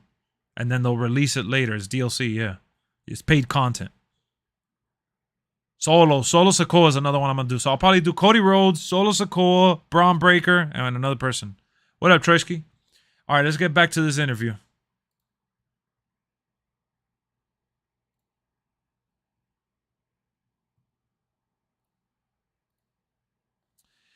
Another really exciting thing is War Games debuting for the first time. I'm really curious what it was like for you guys to integrate that into the game. The biggest challenges, the biggest things you wanted to be sure it included in that mode. Yeah, I'll start off. I'll let Brian finish.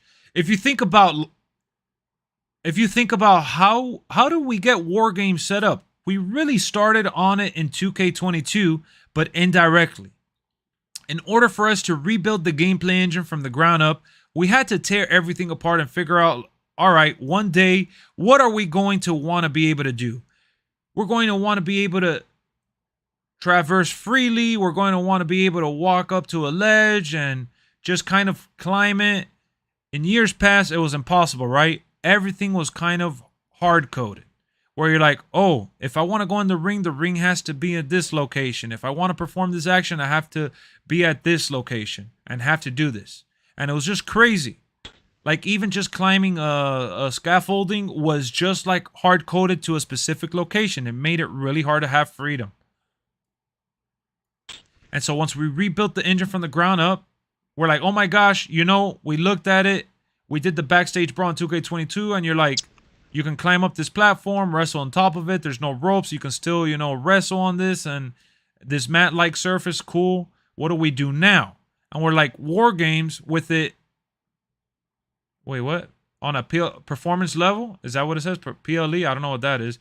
And then it says the next 2 rings, that's kind of scary. And so we tried it like, all right, what happens if you put a cage around it? It kind of works. And they're like, okay, now let's think about everything else. I get what they're saying. So what he's basically explaining is that in previous WWE games, unless you were standing right in front of the water bottle, right? Like unless you had the water bottle lined up, you couldn't like go on top of it or get into it or get it or whatever. You have to really be on it. It has to be perfect. So now it's a little different. The water bottle doesn't have to be directly right in front of you. It could be a little to the side and you'll still have access to it. You'll still be able to reach it without needing to be precisely on point. So with that level of freedom is how they were ultimately able to add War Games. And then it says, we all kind of freaked out. There's 2 cages that people have to come out of. There's 3 referees. There's weapons. And, there's a little area between the ring where they start to fight and can do things. So the designers, engineers, and artists all work together to kind of figure out a plan to how to attack this. Surprisingly, we stood up this kind of like skeleton framework, a gray box of it, where you can just kind of walk around and do things. This is really promising. Let's keep going. Finally, we got the confidence to really do it. And that's around the time Brian Williams came back on board. He was a big part of the team that really figured out how to get this thing across to the finish line and figure out the design of all the animations going into mocap, figuring out how to plug all the holes that were exposed once we started to really make things happen. So Brian Williams is responsible for helping them out. And now is when he kicks into the interview and he says, I appreciate those kind words.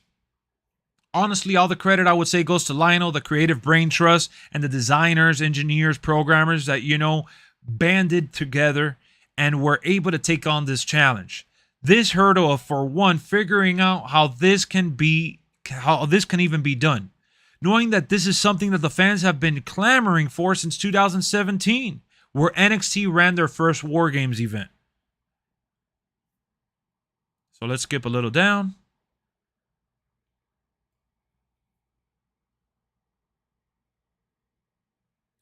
These guys are like wizards to me. They went in there and they did their thing, and it was like optimum time to do it. Especially, and I mentioned this before in another interview, but the timing, the team started developing this, way ahead of Survivor Series of last year. But when that news broke that Triple H were bringing War Games to the main roster for the first time, we were all just like, this is fantastic. So you can play it in the NXT arena. You can also, and again, strength and props to the team. When that event happened in Survivor Series, I think, Lionel, you were like, hey, what are the chances of us getting the Survivor Series arena before War Games? And the team were like, yeah, you know what? We've got to do it. And they were able to do it in record time.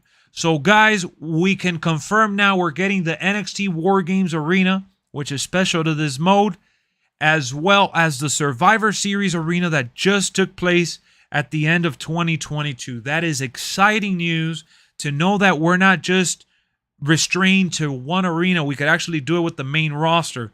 That's awesome, Trout. That's amazing, bro. Mm-hmm. We're going to have a lot of fun with War Games. I know you love Elimination Chamber. Hell yeah, man. I can't wait. That is super freaking cool that they were able to get. Good. Yes, bro. They were able to get multiple matches. Multiple arenas. How cool is that, man? We're not limited to just one environment. We'll change up the scenery a little bit. Yeah, because at the end of the day, it gets a little boring if you're going to have to do NXT. Yep. Oh, yeah, you're talking about Fight Pit. I would like the Fight Pit to be in the game as well. No problem, Archie. I'm just trying to go through all the information and break it down, and also be knowledgeable on the matter for myself as well, so we could all be in the know going forward. Can you Google OVW Cena? Not right now, man. I'm doing the interview stuff, my boy. There's 3 arenas you could do War Games. Yeah, I did read that they confirmed 3 arenas are going to be able to do it. That's cool. I'm not playing Elimination Chamber in 2K23. Why? Because you're going to be playing War Games?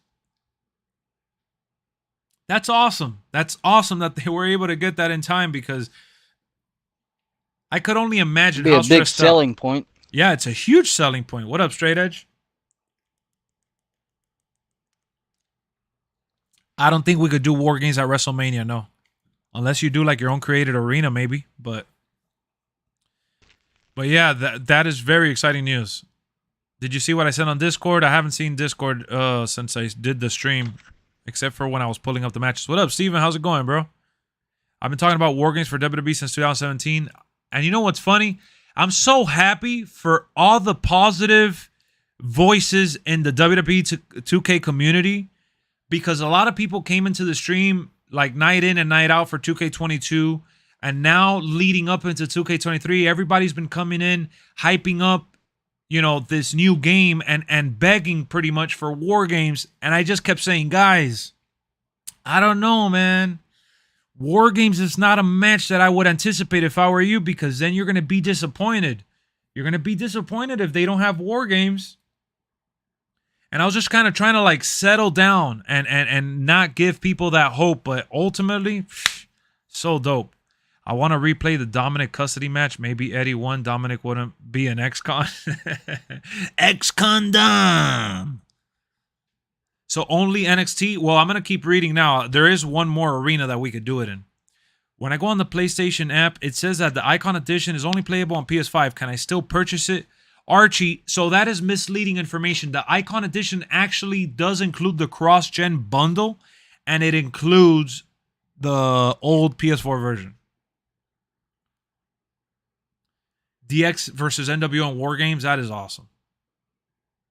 Can't wait for the Rumble. I can't wait for the Rumble too, which we are doing a watch party for the Rumble.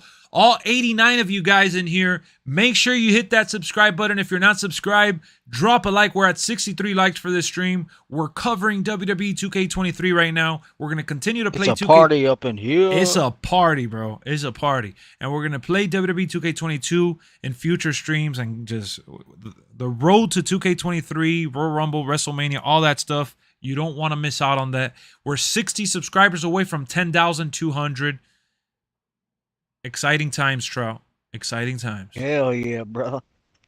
So yeah, just letting y'all know, I don't want y'all to miss any future streams because I know you guys want to join wrestling leagues. You guys want weekly wrestling shows. You guys want to have a community where you can come in and have a nice conversation. I got the Discord community popping off where you guys can join that as well for free. So by all means, it's all here for the taking. You already pre-ordered yours, didn't waste any time? That's what's up. Is the Rumble streaming on Peacock? Yes, sir. Trout will be playing as in Batista 2K23. I can't wait to play as Cody Rhodes, man. I cannot wait to hear there's more than one royal family. Adrenaline. You're awesome, dipped in awesome sauce, Lex. Thank you, Lewis. I'm going to put Rock, Yoko, Rikishi, and Umaga Elders versus the Bloodline and War Games. That's going to be a good match to do for sure. The real Bloodline. The real Bloodline. The battle for the Tribal Chief. The Rock is going to be leading the other Elders versus the younger Bloodline. You think we get all three or not? I think we'll get Thugonomics Cena. There's no way you could make a deluxe edition version with the Doctor of Thugonomics and have it in the summary for the game and the selling point and not have that in the game. I think they're just trying to surprise us with it. I mean, yes, Brian Williams being back. So straight edge. I don't know if you just joined and you didn't hear the part right before you came in. And that I saw your comment. I mean, Brian Williams was actually responsible for how far they got with War Games and how they were able to successfully put it in the game. So he definitely helped out, and it was a big win for WWE Games to have acquired him in the middle of working on this project. So kudos to Brian Williams for immediately accepting that job and working on WWE 2K23. So let's jump back into the article, shall we? Let's get back in here and see what else we have in store for us. Let's get it. So players will have the option of playing the match type in both venues, plus a third of which I won't say because that's like another thing that'll be talked about later. So there's a third venue they're keeping as a surprise, just so y'all know. But the match type itself is great. I think the team, everyone from top to bottom, really put their all into the match to make it succeed. I mean, it's one of these match types where, with the fan anticipation and all this match type entails, we couldn't miss. We've only got one chance for a good first impression, and everybody was keyed in on making this match that fans deserve. The match that we on the team all want to give the fans. So amazing info here. What a great listening reveal. to us. They're listening, bro. Brian Williams, L on crossplay. Brian Williams needs to come in and be like, hey guys, man, we got to do crossplay, bro. We got to do crossplay. And speaking of women. Cross-gen. Cross-gen, exactly. At the very minimum, cross-gen. And speaking of women, we actually have female referees For the first time ever, ladies and gents, we got female referees in the game this year, continuing, the representation is key, representation matters. So I think that's something that fans will definitely appreciate. But yeah, the matches are fantastic, and players will have the option and the ability to customize the rules as they see fit, being able to bring in weapons into this gargantuan violent structure is another kind of cherry on top, so we can have weapons available to have this match. To have within this match. I'm going to hit somebody with a chair and take their soul out. So there's no official referees in here, guys. So Jessica Carter, I don't think she's going to be here. Yeah, I know. We got to bring in them weapons, Fulio. Yeah. And tables. All right, let me see something that I'm partial to because I tend to play these games in a single player. If you're playing war games by yourself, when you have your new part, when you have your new part, all right, so that's one thing I mentioned earlier. If you're playing by yourself against the computer, you could switch controls from each member by pressing the back button. So you could literally control everyone within the match. It's a blast to play. There's a lot of fun spots. All right, so War Games is done. Look at Rhea Ripley with her awesome brand new Judgment Day attire. Mm-hmm. Looking pretty like a baddie. Marco says gonna chokeslam Trout 4 times. I'm gonna stun your ass to the next dimension, Marco. Looks like Cactus Jack instead of DLC is gonna be in the regular roster this year. Yeah, I think a lot of the people that we got in the DLC last year is gonna be in the game, like RVD and stuff. They put him in the game. So yeah, I think we'll get like some Cactus Jack stuff. These new molds and the new showcase are really exciting, but there have also been a lot of updates to the molds that players are already familiar with. One of the biggest ways that sort of change across the board is narratively. That in-game storytelling has really grown and evolved in this latest edition. Could you talk a little bit about that? Sorry, I got a little hiccup. So yeah, they're talking about the narrative evolving for this one. And that's the question that is asked to Lionel Jinx here. So Lionel says, yeah, to me, storytelling comes in the form of many different ways, right? The showcase with John Cena, this vessel, all right, My Rise, it's your journey coming up in the WWE, the male storyline, which is called Lock this year, the female storyline, that's called The Legacy. And those are all stories. All right, cool. So he's confirming that, the male and female have 2 separate stories for My Rise. And then for Universe, there are some huge improvements all right, everybody, listen up. If you guys haven't read this article and you don't know about this, listen up. We're talking about Universe. Some promos. All right, listen up. There's some huge improvements that we have made there to help tell the story and give users even more control than they've already had, which is crazy to think about.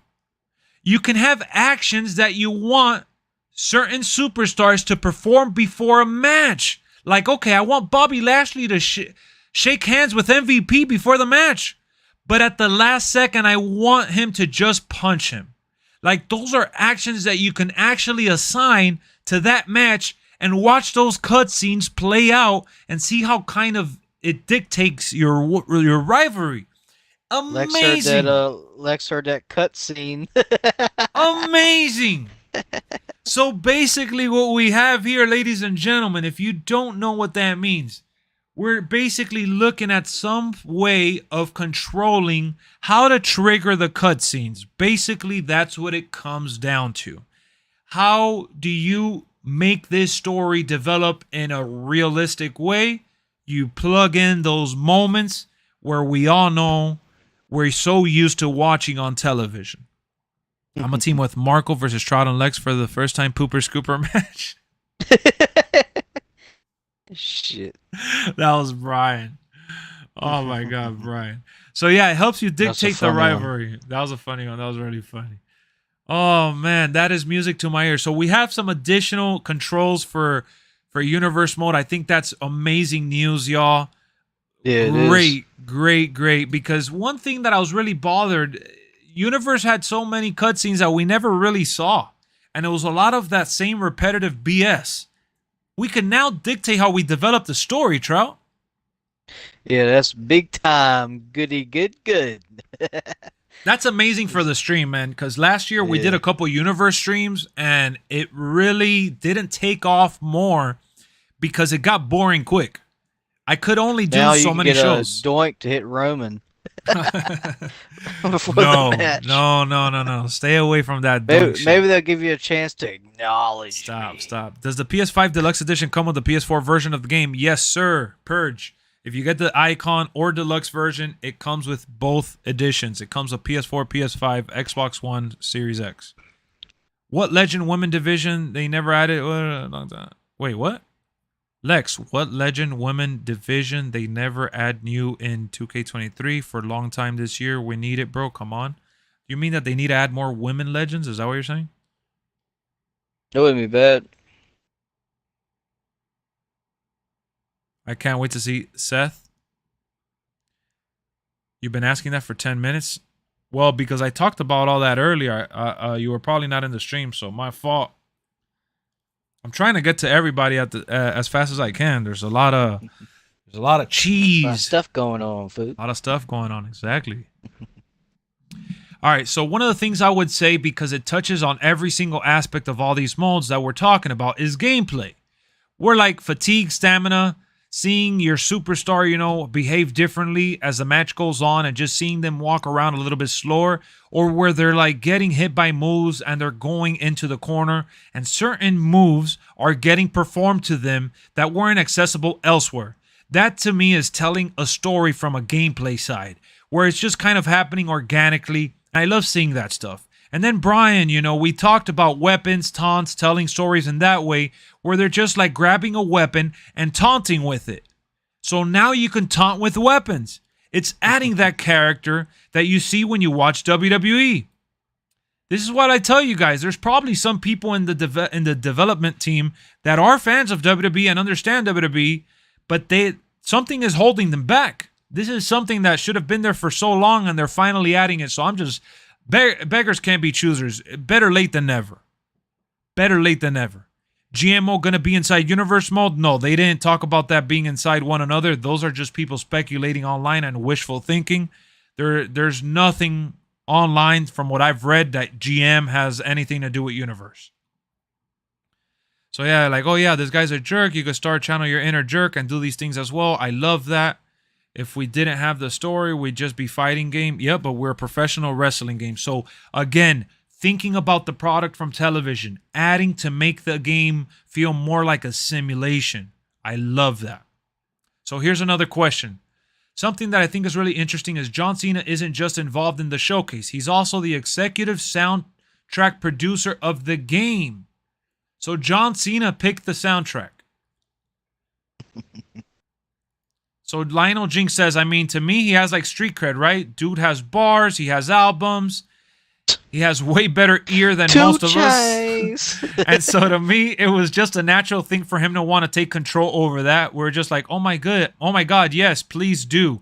And you listen to the songs that he curated for our soundtrack, and you're like, I want to put that on my Spotify playlist. It's awesome. No, usually really. in development, you get sick of hearing the same song every time you boot up the game, but this one is hot.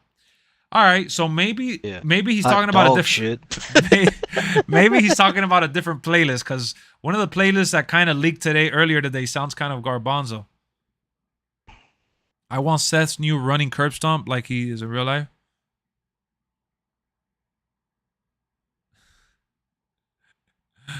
Like Melina. All right. You think we're going to have a full entrance rap for SummerSlam 2021? I don't even remember how the ramp was there. Was it short?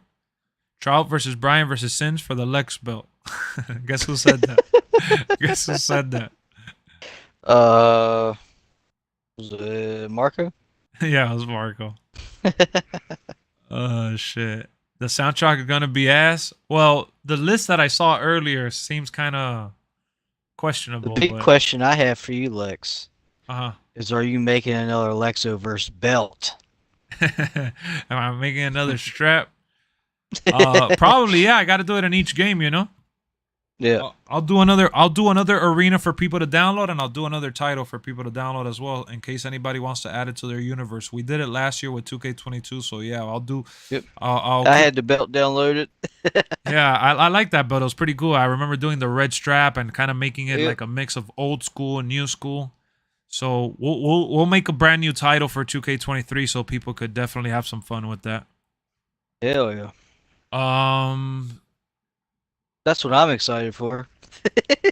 I get to smash old Lexx with his own belt. Oh, wow. We talked a little bit of excitement behind War Games, but what other new stuff are you most excited to see the fans react to? All right, so now they're going to get to mention what we can get excited about here. So Lionel Jinx said, honestly, just as an artist, I'm kind of a graphics snob. And one of the biggest disappointments in any year, especially with 2K22, because we raised the bar on so many things, but then you look at our creation suite, the characters that we allowed our community to create just weren't on par with our own superstars. They just looked a little artificial. And it was one of the Kurt Angle. And it was one of the biggest mandates that we had this year to get the creative suite superstars at the same level of fidelity as we put into our very own superstars, like on 2K22 and even 2K23. We did that. And with 2K23, we did that.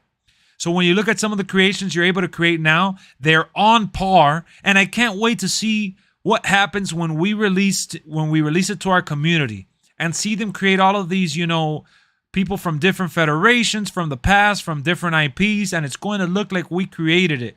It's crazy. Oh my goodness. This is amazing So they give like news. the same way they do it, basically is what he's saying. So what they're basically implying here is that, yes, we're going to get to enjoy the same textures that real superstars have, because one of my biggest gripes in downloading a lot of these superstars is that they just don't look good.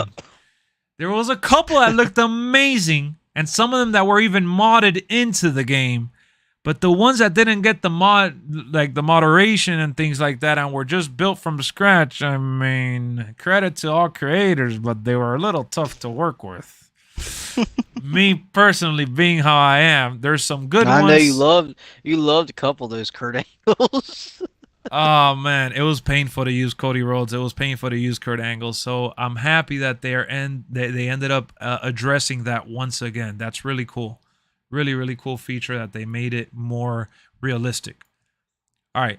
So when you look at the creations that you're able to create now, they're on par, and I can't win. All right. I already read that. Between different all right, let me see.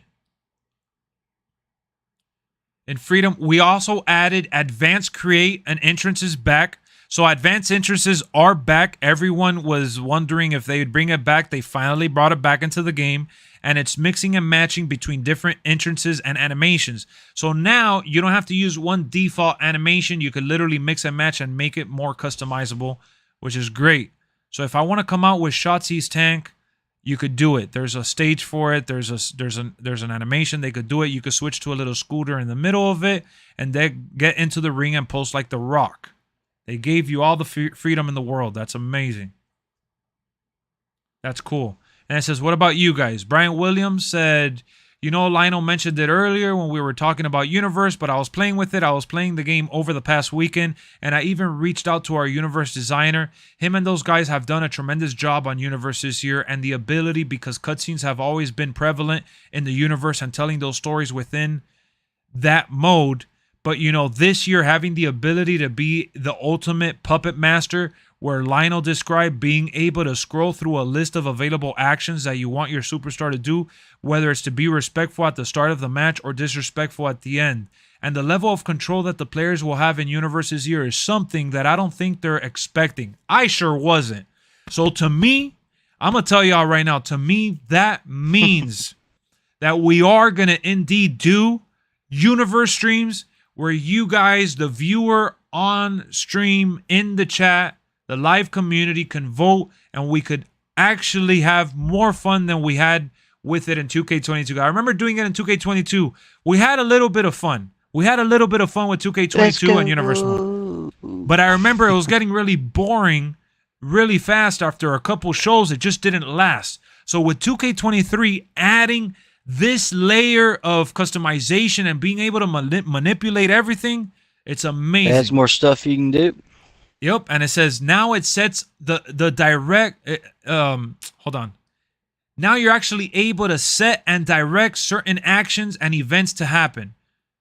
And he said, it's a game changer for the mode, and I'm excited for the fans to try it and get their hands on it, because I think that's one of those content creators who likes to stream the game. They're going to have a field day with this, I think. Exactly. For me, this is music to my ears, bro. And the fact that it all works beautifully as it does, I think that is something that is really going to surprise a lot of people. Yes, we're going to create massive shows with that.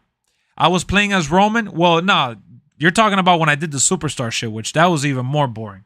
But I did actual shows, bro. What are you talking about? We did a main event show where we drafted everybody. You were probably sleeping and selling out because I know you went through a phase where you sold out for a little bit, but we did a lot of universe streams. We did a lot of universe streams besides the Roman stuff. Because I did Roman, I did Drew. Those were some of the Superstar modes that I did. I even did Shinsuke Nakamura. So I did like 3 different Superstar modes. And then I did universe with WCW. I did main event.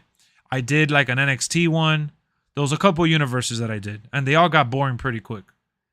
So Dino says, selfishly, I'm really excited for the people to get the end of Showcase. I think we've got some cool stuff lined up, but outside of the Showcase mode, I'm 1,000,000% on Team War Games.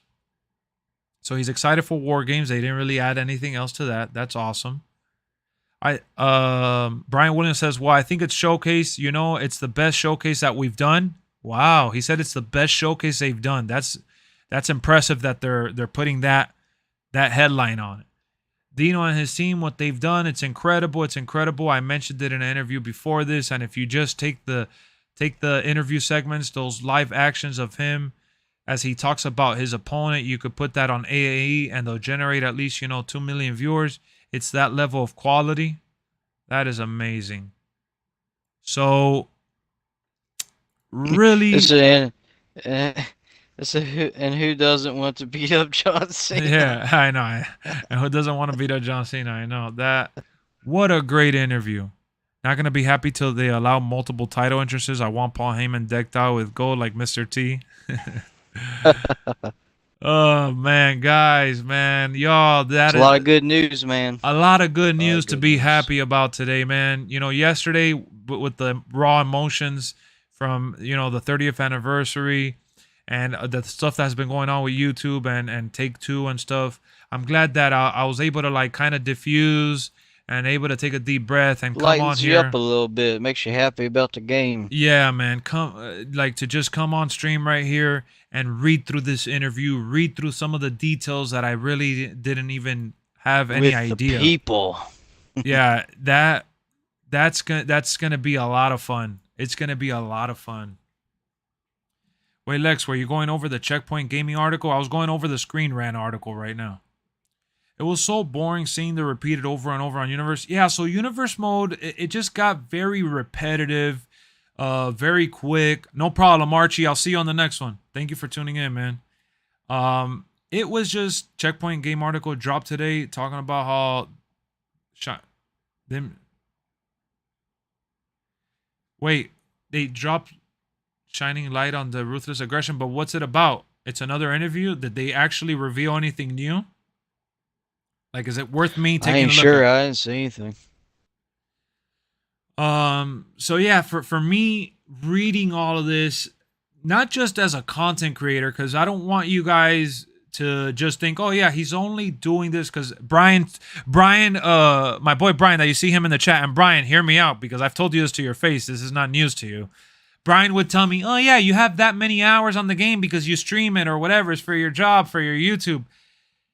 It's not. If I don't like the game and I don't enjoy it, I could force myself to maybe play it for a little bit, but I would have never played WWE 2K22 as much as I did if I didn't love it. I thought it was such a great, fun time. And even though some of the modes burned down my excitement at certain points in times, and certain glitches kind of stopped us or whatever from having more fun, I still had a blast, and it had absolutely nothing to do with even playing online with Trout, which I had even more fun with, and streaming it for you guys on a daily basis.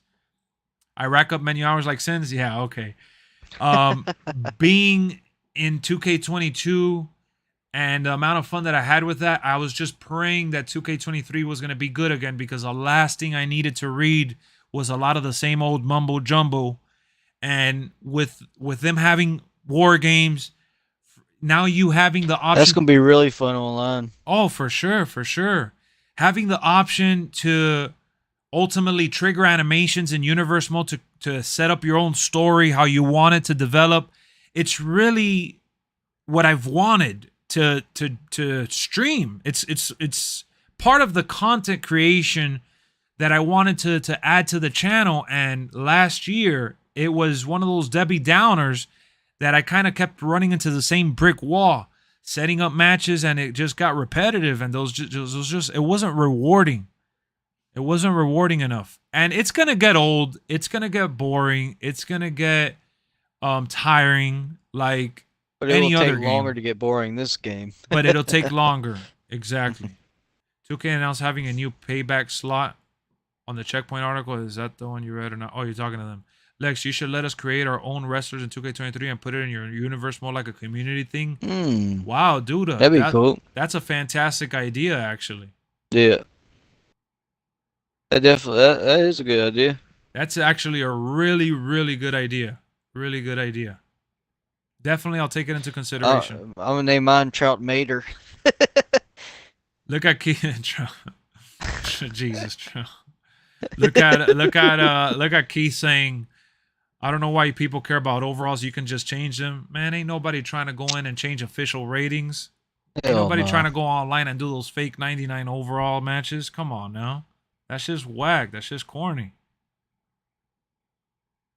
At the end of the day, when they give you ratings, it should resemble the person you're trying to pick. April 1st, WrestleMania, I'm going against Trout in a Diablo Inferno match for the sellout strap. Yo. Hell yeah. I better win this shit. In case you guys haven't subscribed to the channel, we're just 9 subscribers away from 10,150. Yep. At 59 away from 10,200. So I encourage you guys to subscribe. Don't miss out on another watch party, on another WWE 2K stream, or just wrestling in general. Don't miss out on everything that we have to offer on the channel. It's absolutely free. Be a part of the party. Be a part of the party. And we're 3 likes away from 70. Let's get on that express train, baby. Let's get on that express train. You said the big old 7-0? The big O. 7-0. We can fight for your title. Maybe you can make a mid-card title as well. That's a good idea. I don't change overalls unless it's for a rivalry match. Bro, movesets are fixed or are tired of fixing them. Trash movesets every year. 2K needed some porting solution. They do. Porting would be good. All right, so let me see the article you guys are talking about. Let me pull it up and see if there's anything juicy stuff on there. You said game checkpoint? Game checkpoint. I ain't never heard that. I think somebody put it on Discord. Let me see. Post it on Discord. Oh, okay. Let me see if you guys posted it on Discord. Yeah, somebody posted the thing in Discord. All right. We're back. All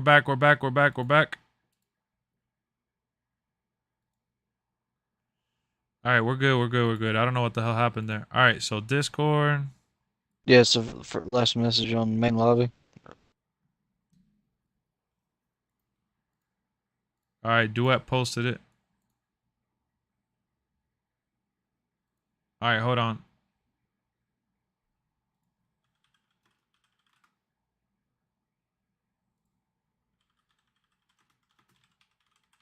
He says that is loading. I don't know. We're still here. I'm looking at it. Let me see. All right, let me see. Let me pull up that new article that we got here. We're going to do another little article. Let's see what they got.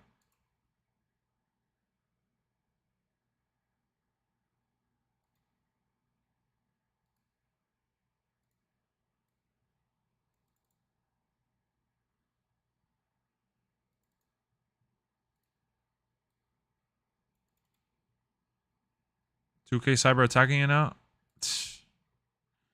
I don't know. I was trying to pull up the article. That shit was tripping.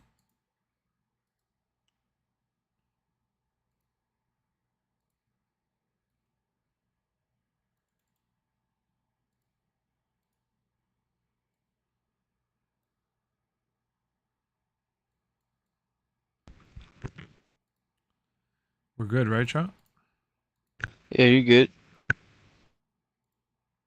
All right.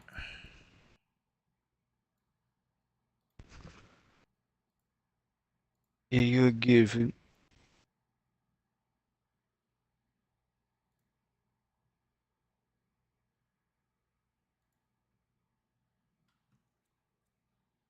Stream look blurry. You Nah, not gotta... to me. Nah, you gotta change resolution.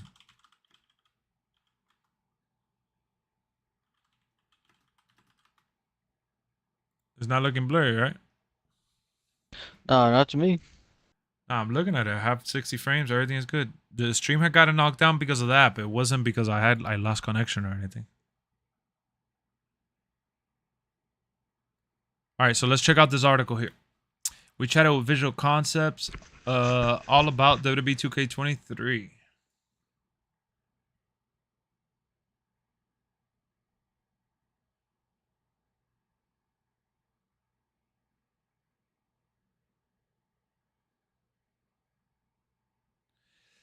"2K20 was a massive mistake, received poorly by fans and critics, which essentially triggered a reboot of the series as we know it. To be honest, it's kind of shaped the culture of our studio and this team.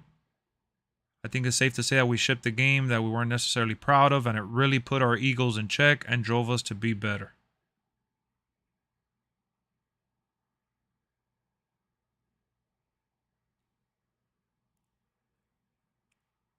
They making LA Knight look like a jobber? Why?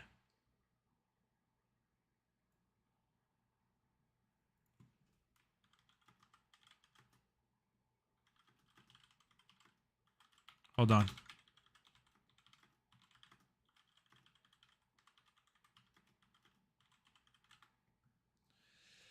All right.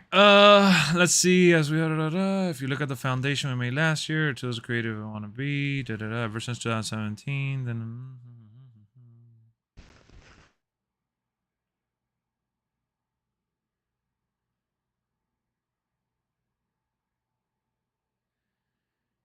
All right, it says they flipped the script. "You can't beat me" is what we're talking about here for the showcase. It's the driving force. A focus on the ruthless aggression era with the top stars of that era, and is getting a win on the biggest dude of that era. You're not playing as the same person every match. You have to learn their moveset, learn what kind of style works best. You still have the objective to guide you through, and full motion video cutscenes coming at you. We have a lot of good stuff in showcases here. And they're showcasing the entire Ruthless Aggression era, not just John Cena. It says here.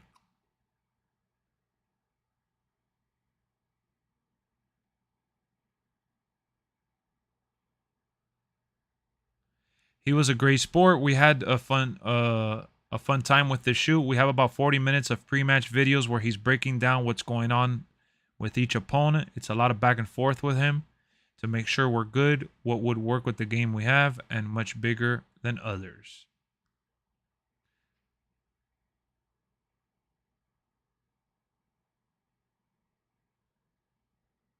We've made some key fundamental improvements to gameplay, including larger emphasis on stamina.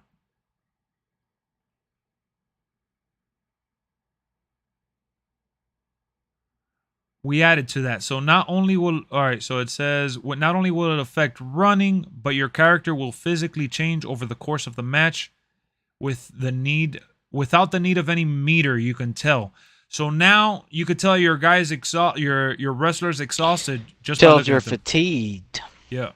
Just by looking at their demeanor. And you get visual expressions of their behavior on each character. We've also added new finisher situations where you can perform, like Cody Rhodes, for example. One of his moves is a Cody Cutter. You can perform it as a finisher. It's never been possible to do in the ring, and springboards as special moves. So we have added those specials for characters who need them. We have a new timed pin minigame that's really compelling. When you see it in action, you'll fall in love with it. I always enjoy when I'm being pinned just to be in this minigame. So they changed they changed the pin system again. I don't know how I feel about that. The pin system getting changed again. They better give us the option to change it around, because switching the pin system again and again and every year having to relearn it. So this one wasn't as deep as the other one. There's not much here. It doesn't get any juicier than what we just saw. Yeah, it's optional, but still, at least for the people that hated the tap tap tap or the other system, they could change it, right? So I'm happy about that. I'm happy that they're adding, not taking away. That's really important. Yeah, that should do whatever your preference is. I let it slide last year because it was the return, but this year I do not expect a lot of the online server fails we had to deal with. The game still is iffy whether online matches will load. I don't know, man. We had a lot of matches online this year. Like, yeah, the server is iffy, but just as iffy as any other game. The most bugs we have is when you do submission in some of the matches, and it makes everybody turn to AI. Yeah. That's more recently though. Yeah. But for the most part, throughout the entire year, we've had a pretty good experience, I'd say. Yeah. I would say it's been way more positive than negative. Yeah, for sure. So, bro, we went from not knowing anything about the game and being super well informed. Yeah, we did the stamina breakdown. We just talked about it shortly, just a couple of minutes ago. From the changes they added to the stamina, to the being able to taunt with weapons, triggering animations in universe mode, just so many key things that ultimately goes a long way. And that's all I can ever ask for. I told you guys I just wanted the game to be deeper than it was last year. That's all I really wanted from this experience overall. And it sounds, now this may be just me thinking in an optimistic fashion, but it sounds like there's a lot more information they have in store for us, and they're going to reveal that at a later date. So we don't know everything that's been added and changed and moved around. We still have a lot to go. They still haven't said a new game mode either. There's a new game mode they said they're going to surprise us with. They said that they're ultimately going to add things to my GM that weren't there before. So we're in for a treat. We're in for a treat. I read somewhere where they're still putting a lot of their time into my faction mode. Yeah, my faction is one of those. I've seen a thing about that. My faction is one of those ever evolving modes. Trout got a PS5 now. Y'all should get it for PlayStation. I mean, I'm gonna get it for PlayStation at some point. I'm just not like I'll probably get it for PlayStation a lot sooner than Trout because of my nephew. But I'm gonna get it for Xbox first. Probably get my nephew the regular edition for PlayStation, and I'll have the regular edition for PlayStation. Yeah, if I get on PlayStation, I was just gonna get the regular. Yeah, there's no point in having every character on both, honestly. Nah. I did not play my GM in 2K22. It would have been good for you to have played it just for you to appreciate the changes that they're making to it. But if you didn't play it, then, I mean, you're in for a treat regardless with this one, right? Because you don't know what to expect at all. So if you attack someone's leg over and over, they're not going to walk as fast or climb the turnbuckle as quick. Yeah, it affects their stamina. Oh, snap. Trout on the PS5 now. Yeah, Stunner, you've been lost in the sauce, man. Lex, did you think we will know even more stuff about the game during the Royal Rumble? I think that at the Royal Rumble, they're hosting an event for content creators to play the game early. I think there'll be a big news drop of Royal Rumble, to be honest. They're close. Well, maybe another trailer. right here anyway, but I don't think that they're gonna do anything major for the Royal Rumble for us to see. They should announce a new game mode, fool. Yeah, I know, but so just so you guys know what they're doing right now, content creators that are popular enough that got the invite, they got a free. Oh, they flew them out. They flew them out to try the game out in a special space that they created for the content creators, Like and they do for Call of Duty. Like they do for Call of Duty, NBA, and all these other games, and they're gonna get footage, and they're also going to the Royal Rumble for free. Like it's all included. Damn. Yeah, so the content creators are going to the Royal Rumble. They're going to the game event. They're trying the game out early. They're recording footage. They're gonna get vlogs, and they're gonna probably meet some wrestlers and meet some of the developers and all that stuff. And they'll probably have like one of those you know what's it called, an embargo. They probably have like an embargo. Oh yeah. They probably like gotta they wait. Can't release any information out till a certain date. Exactly. They'll probably like tell them, hey, you know, all this information you guys are gathering, you can't release it till this day or to that day. You got to schedule it. So everyone that's going to be playing the game this week at the event is more than likely going to record for future videos. I should be there.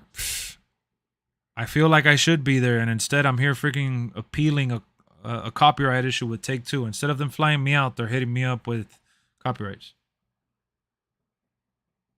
They're going to have people like Flight Reacts. Either, have you?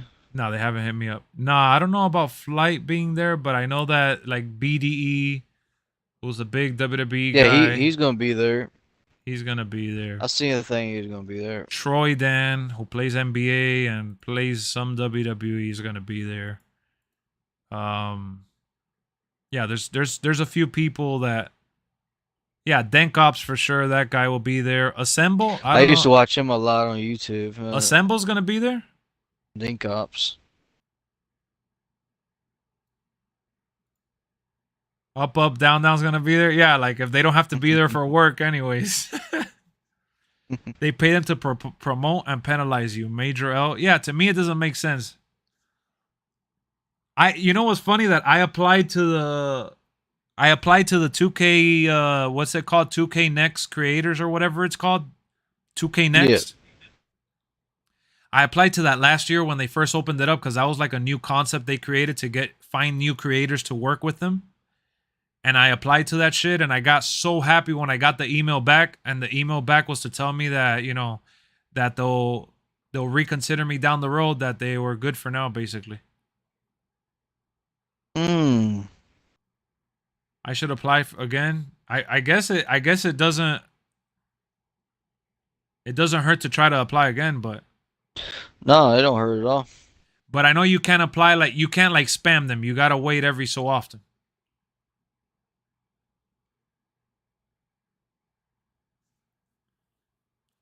Let me see. Let me go to their thing. Hold on. 2K Next Makers. It's called 2K Next Makers. Here it is.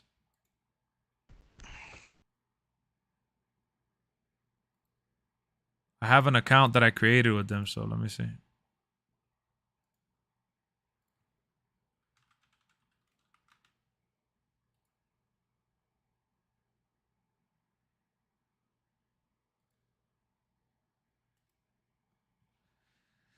Let me see if my account is still open or if I gotta like make a new account.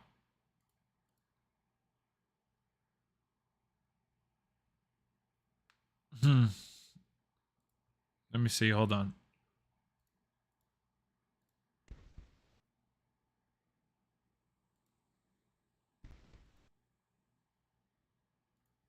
All right.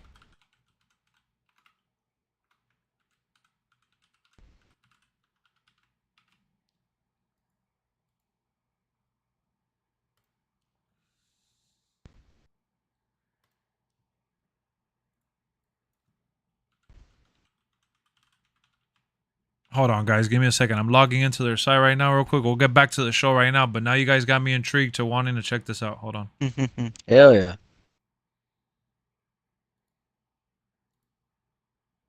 Yeah, so I don't have any messages here. Sia says, nice to see you. Welcome back. Nothing new right now.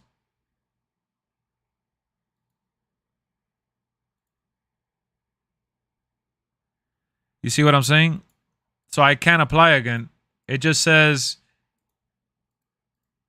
opportunities. It says currently there's no opportunities for you. We will email you as soon as anything comes up. Gotta wait, folk. So yeah, I gotta basically wait for them. That's kind of painful, I'm not gonna lie.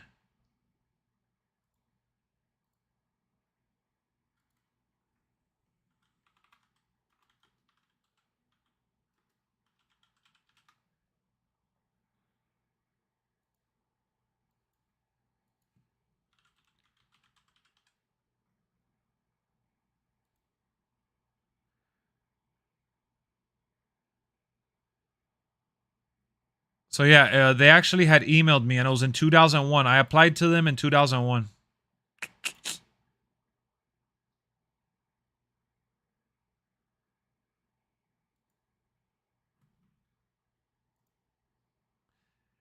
All right, look, this is what they said. Look, we want to once again thank you for your application to the Next Makers program and for your patience while we conduct our review process.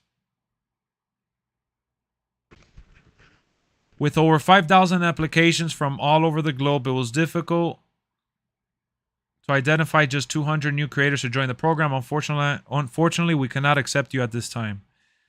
We ask that you please don't be discouraged. There will be more opportunities to join in the coming year, and your application has remained in our system with an understanding that our creators are always growing and evolving. We make sure to keep all applications on file. Therefore, you do not need to reapply. You will remain in consideration. Thank you and sincere good luck as you continue your content creation journey. We hope to see you soon. So yeah, guys. They don't care.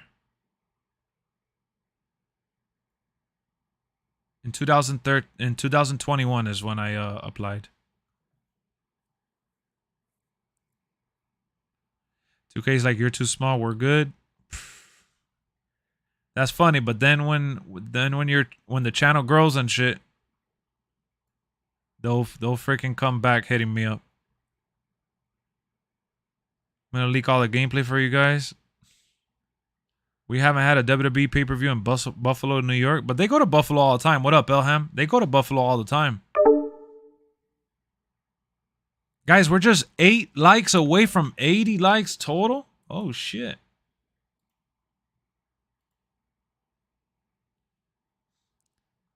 Thoughts on WWE 2K23 so far? Music to my ears. Music to my ears. A lot of positive information has been revealed in the last couple days. So with all the stuff that they revealed, it's looking good. Start jumping on the AEW early review shit. What do you mean? I have. Every time there's a new AEW Fight Forever video to do, I drop it. Every time there's new gameplay screenshots, I drop it. There's nothing else I could do. Sounds too good to be true. I mean, if your expectation is getting a better version of 2K22, then I think you'll be super happy. Have I pre-ordered it yet? No, I haven't hit the pre-order button, but I mean, I'm not in a rush to hit the pre-order button. Is an auction house confirmed? No confirmation on that at all. WWE needs a WrestleMania in Chicago again when they build the new stadium.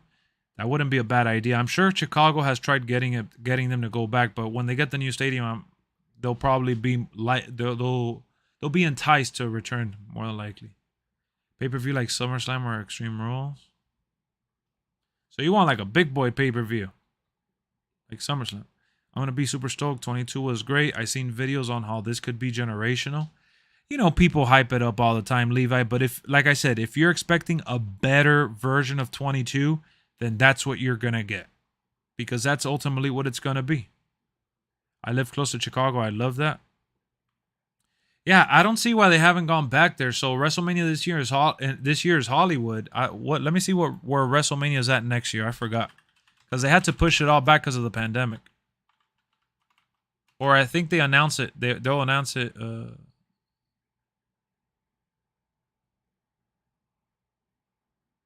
Lincoln Financial Field. In Philadelphia. 2024 is going to be in Philadelphia where the Eagles play.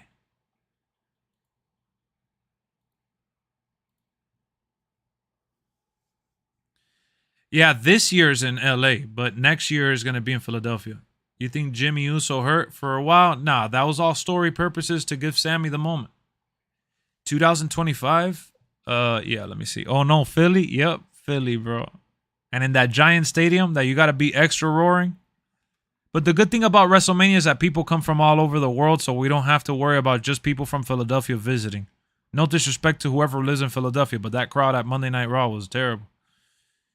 Let me see. 2025 WrestleMania. And that's where I'll stop. I'm not going to be looking WrestleMania every single year, bro. Seriously. Nah, there's no word on 25 and 26. The only reason why we know for next year where it's going to be is because of the pandemic. The pandemic forced WWE to do the WrestleMania in Tampa twice. 1 year was in the Performance Center, and then they did the one in Tampa. They moved it and did it again with social distancing. And then they did last year in Dallas, and then this year's Hollywood. But Hollywood was supposed to be last year. Hollywood was actually supposed to be for last year, and Philadelphia was supposed to be for this year. Edge versus Cena. I think Edge versus Cena and Edge and Randy versus Cena are going to be two matches that you could definitely count on. So we confirmed 9. There's 10. There's at least 11 matches that we know of for sure.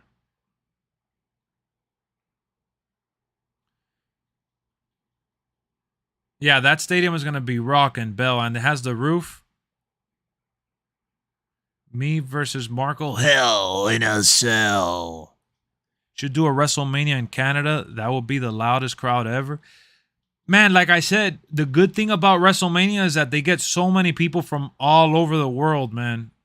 The crowd for WrestleMania is usually not all from the hometown.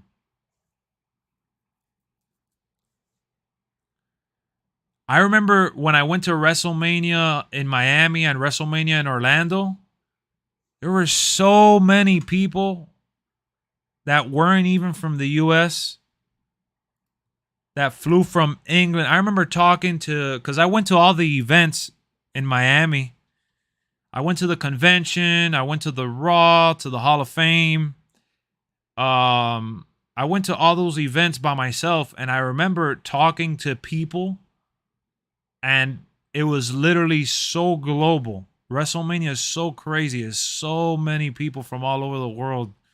Can't even imagine. Like it's really mind-blowing how powerful wrestling is in moments like that. Like people literally said, bro, I flew all the way crazy flight to be there. It's awesome. So no, the Royal Rumble stage, straight edge, I'm gonna tell you straight up, the Royal Rumble stage is gonna be lame as hell because of the stadium that they're doing it at. They're doing it in the Alamo Dome. And for the sake of having fans with more view, like a better view, they don't want to block the view for fans, and they want to fill out the stadium as much as they can. So the Titatron area for the Royal Rumble is going to be super lame. Edge was inducted in 2012? Correct. I saw Edge.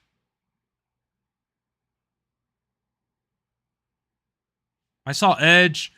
I saw Christian up close. Like, I'm going to tell you all the people that I seen super, super close. Like, when I mean close, I'm talking about not like at a wrestling event that I sat front row. I'm talking about like, I'm going to tell you like people that I saw at the convention that were like right there that I could have like touched their back if I ran to them or like could have asked for a picture or whatever.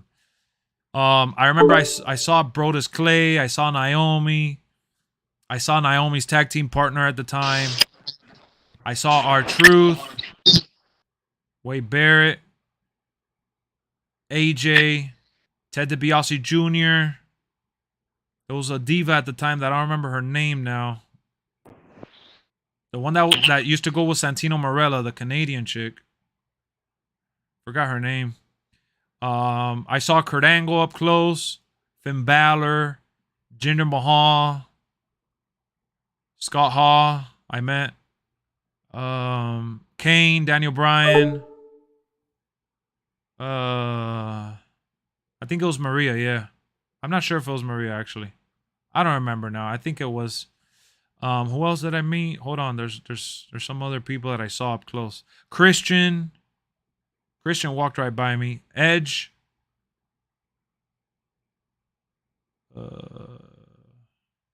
Sin Cara. I believe Great Khali, if I'm not mistaken.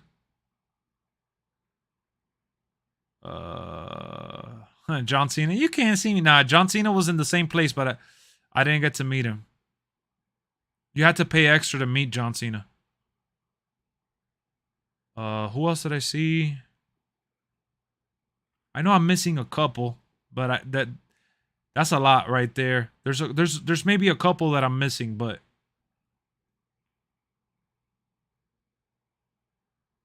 well, I saw The Rock up close when I went to SmackDown. There was a SmackDown Flow Rider was sitting right in front of me. I was like sitting on the third row and The Rock was there, but I don't really count that as being up close. Yeah, I saw Kane. I mentioned Kane. I got Kane's autograph. I got Daniel Bryan's autograph. I got R-Truth's autograph. No, did I get... Yeah, I got R-Truth's autograph. I got Wade Barrett's autograph. I got Scott Hall's autograph. Oh, I saw Kevin Nash up close. He was talking there. I think I saw Samoa Joe. When I went to the one... I don't know if I saw Samoa Joe. I think I did. You think Sammy will get his Mick Foley moment against Roman? I think that's what they're building towards, yeah. Yo, what's up? I don't know what happened. I was sitting there and then it said I was connecting and then I restarted and it wouldn't get the invite over to Xbox and then I turned it fully off to get the invite. Yeah, so I saw those people up close and got some autographs.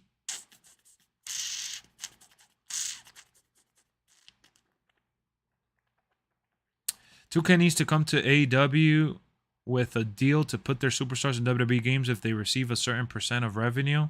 That is like, it doesn't even make sense. You know how much money that they've already invested in Ukes, and now THQ is part of the fold into AEW Fight Forever. Like, Tony Khan put money from his own pocket for that game, bro. You took a pick with Kevin Owens? Nice.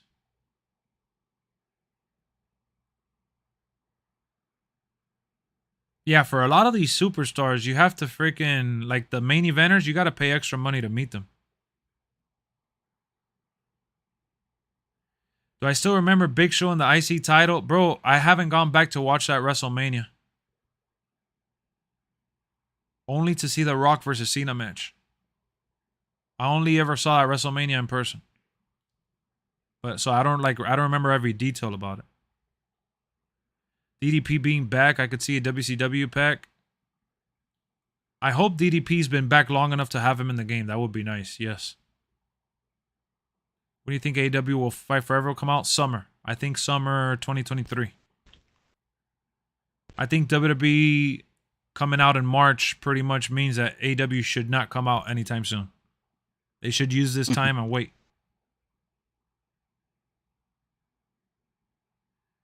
AEW Fight for Now? Nah, it's an AEW Wait Forever. What up, Giga? I was 12 at the time. I thought Undertaker was gonna lose his streak at WrestleMania 28 against Triple H. That was a cool moment. AEW Fight for Tomorrow. AEW Wait for Tomorrow. 2K22 gameplay. AI versus AI is not realistic enough. One thing that they need to fix in my GM that I want to see one of the articles.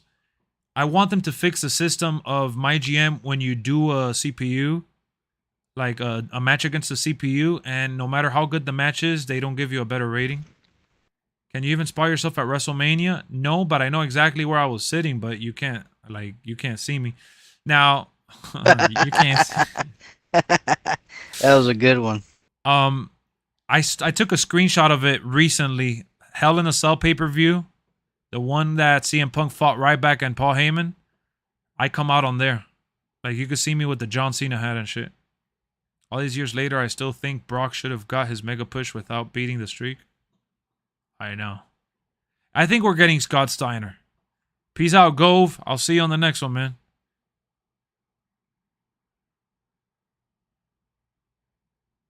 Yeah, I think we'll get the tag team version. All right, Hove, like Jay-Z. Nah, because it's Koval Gove. Yeah, I thought you said Hove. How long do we got? March 14th. So the good thing is that February is a short month.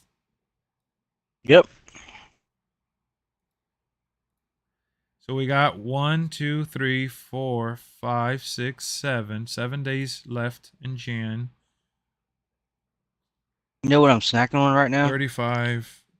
Hold on, 35. It'll be 39. 49 days left. What's up? I'm snacking on some Swedish fish. Ooh, that should get stuck. Yeah. Am I playing tonight? No, I'm not playing tonight. I hate the fact now it's going to feel long for the game to even come out. 49 days of promotion, 49 days of information, 49 days of cheddar cheese till we get 2K23. Big Papa Pump, Big Booty Daddy. I wish you beat Roman Reigns in the handcuffs, no holds barred for the Universal Championship. Ooh. It'll be here quick. Yep. Never forever. Trout eating candy fish. I knew he was a fish. He's a fish. Where all my freaks at? Big Papa Pump. But on the bright side, it will be all worth it like 2020, 2K22. Yeah, I agree. I think 2K23 is going to be awesome. My Rise, can't wait for you to stream it again. Yeah, we're going to I want to know who wins between me or you in 2K23. 2K23 in the center of that ring. 1, 2, 3. Yeah, I'm gonna do my Rise between now and 2K23. So we got 49 days. I miss your comment too, fool. Bro, just put it again. Everybody's commenting at the same time. I'm reading as much as I can, my boy. Not doing it on purpose. Yes, Deluxe Edition and Icon Edition both have early access. 3 days early. So March 14th if you're going to get it 3 days early. Did you go to another pay-per-view? I've gone to Survivor Series, Hell in a Cell, and WrestleMania. And I've gone to Monday Night Raw, Cyber Monday. Which version am I getting? Icon. It's gonna be a slobber locker.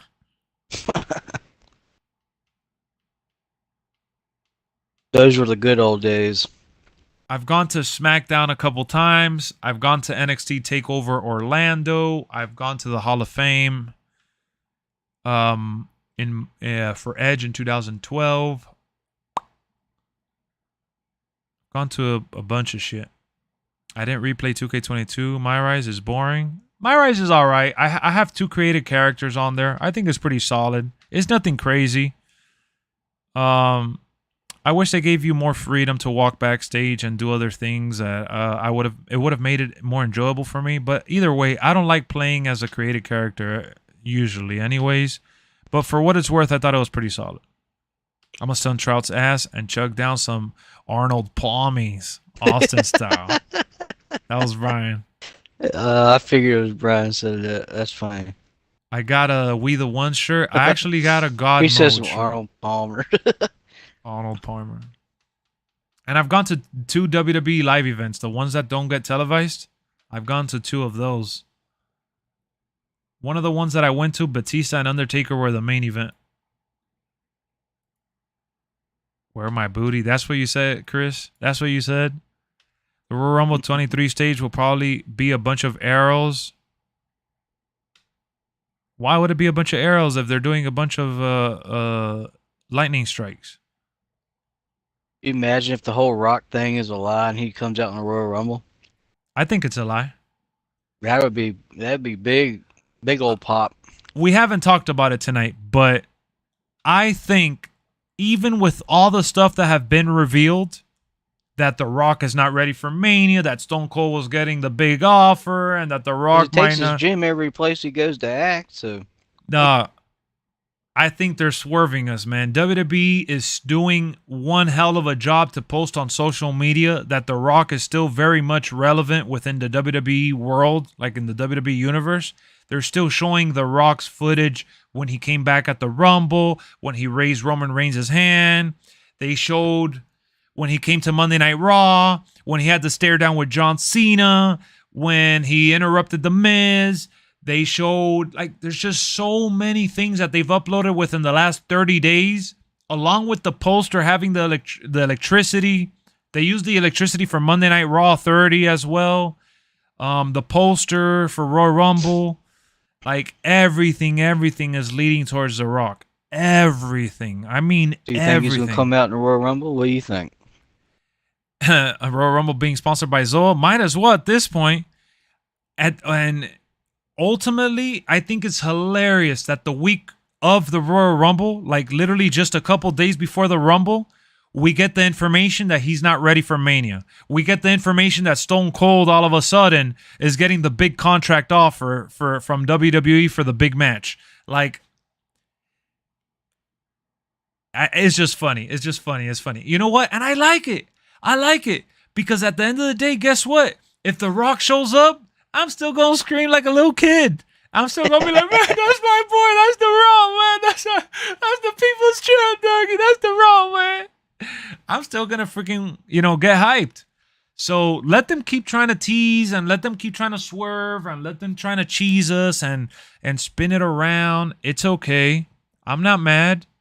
I'm not mad. They're doing it for our own well-being. Because if The Rock came out like 3 weeks ago and comes out again at the Rumble, we're going to be like, oh, what's he going to do now? Oh, no, he's costing Roman the championship. What the hell? Like, so it's okay. Let The Rock be The Rock and do whatever The Rock wants to do. And I said this in the other stream that we talked about it for a second. Even if The Rock doesn't show up at the Rumble or the Monday Night Raw after the Rumble, I think the deadline for The Rock to face Roman at WrestleMania will come down to the end of February. If The Rock hasn't showed up on WWE television by the end of February, or he hasn't been like officially teased in an appearance, then we're going to start to get worried that The Rock is not going to be at Mania.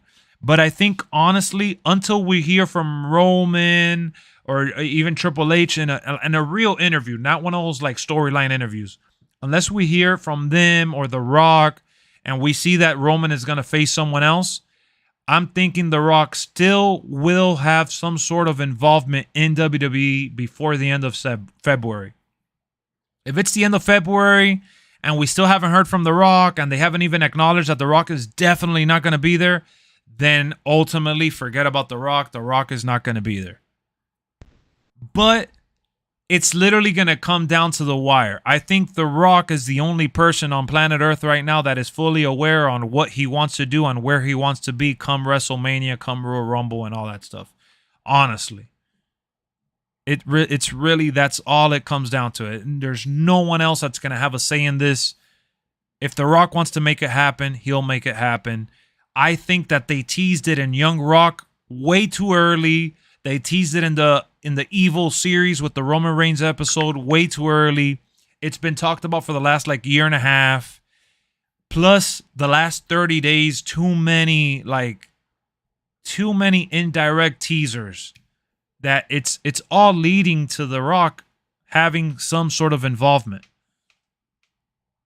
Like even Roman Reigns not showing up to certain shows, not defending the Roman Reigns not defending the belt at every pay-per-view. I get that he signed a new contract, but I think there's a lot of things that we can still get hype for. Come on, dude, let's wrestle. Oh, that's my little cousin Joe. Yeah, he goes, oh, a match that big? Oh, we're gonna have to do that at WrestleMania. Yeah, okay. Okay. You're gonna write it into the TV series, but you're not. And if you look at the show Young Rock, he shows the Universal Championship in his bookshelf. I don't know if you guys know that. Should I watch Young Rock? I've only seen like the first 2 episodes, but Brian vouches for it, and he enjoys it. It's an easy watch. I'm letting the episodes rack up, and then I'll end up watching it. I do want to end up watching it. Look, I'm going to put Young Rock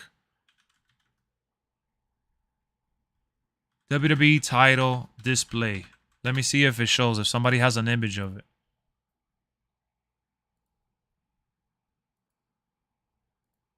Yep, it's right here, guys. I found it. I found it.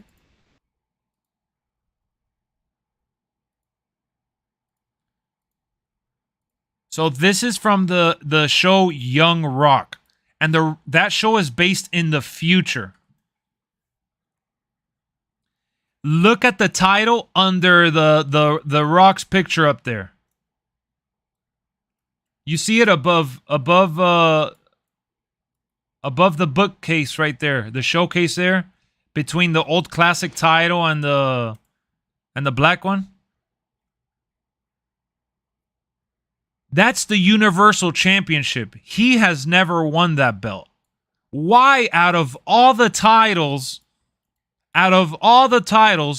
why would that title appear on the show if he's never had it at all? He's never even fought for that. Why? He's never been in the middle out of all the titles to have put in the middle, not even the Attitude Era belt, not even the Rock's original belt. He literally put in the middle the blue title that he's never even fought for. On a random ass episode of Young Rock. You mean to tell me, when did this image come out? Last year, and like a long time ago. Let me see if I could see the date.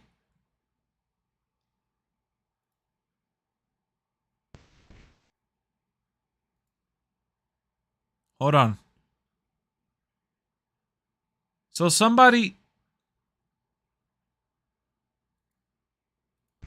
these articles are from recent time. So it's an Easter egg. Let me see. Yeah, so everybody's talking about it recently, so I can't find the article from when it first came out. But it happened last year. It was a teaser from last year. It's been teased already for a while. So that's what I'm saying. Like, and that's not the only teaser. That's not the only teaser. There's another part. The what you saw Brian put.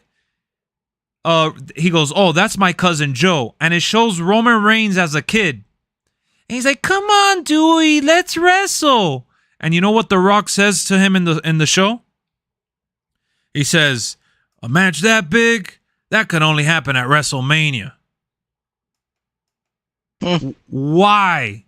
Why would he randomly say that to a young Roman Reigns on a random ass episode where Roman Reigns gets introduced as a kid? He goes, "Oh, that's Universal Champion Roman Reigns, my cousin."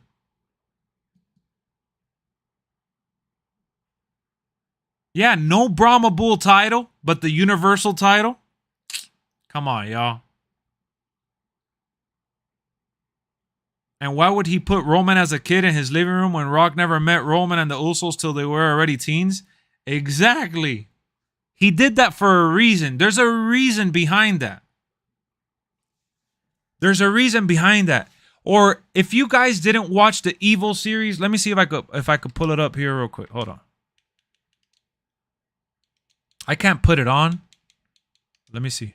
I could load it up. Hold on. I'm going to show y'all right now. Because I did a video talking about it, and you know everybody's like, The Rock's not coming back. The Rock's not coming back. Well, if he don't come back right now, he'll come back eventually because he's been teasing it way too much. So hold on, give me a second.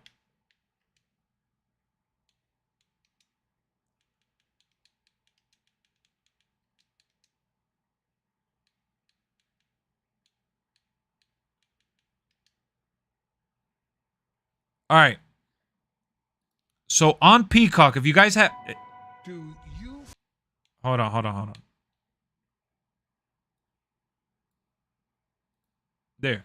So on Peacock, if you guys go to the last episode here, Roman Reigns 52-minute episode, which is really good. I recommend it. I definitely recommend it.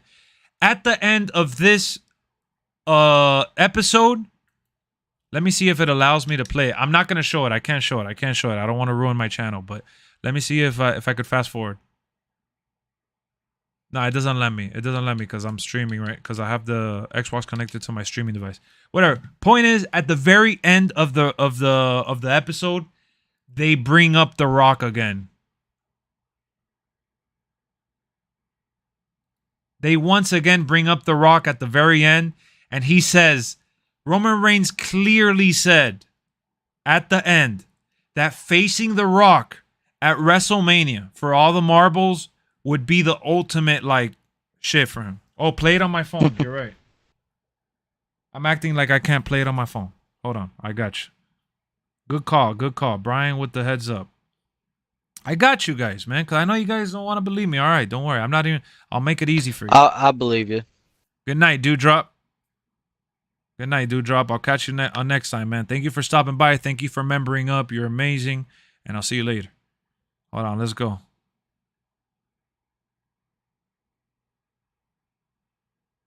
Hold on. Evil. Evil Knievel or... All right.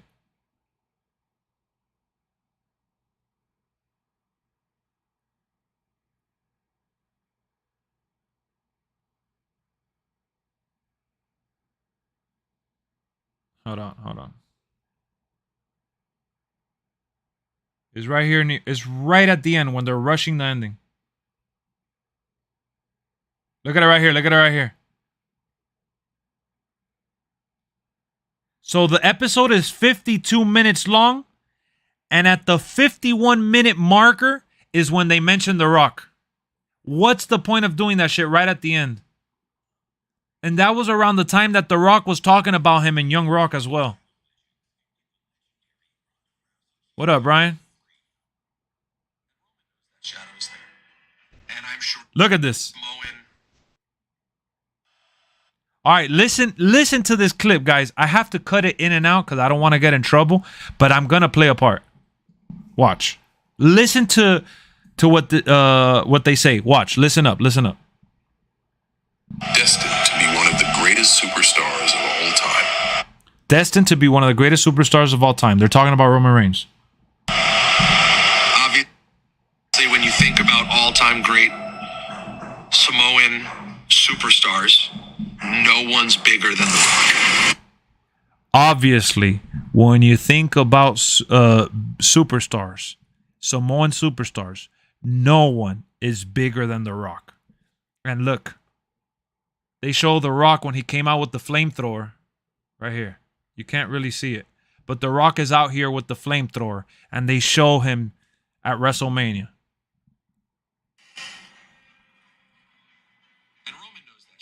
And guess what? The music intensifies. And look at what he says. Samoan superstars, no one's bigger than The Rock. Watch. And Roman knows that shadow is there. And Roman knows that shadow is there.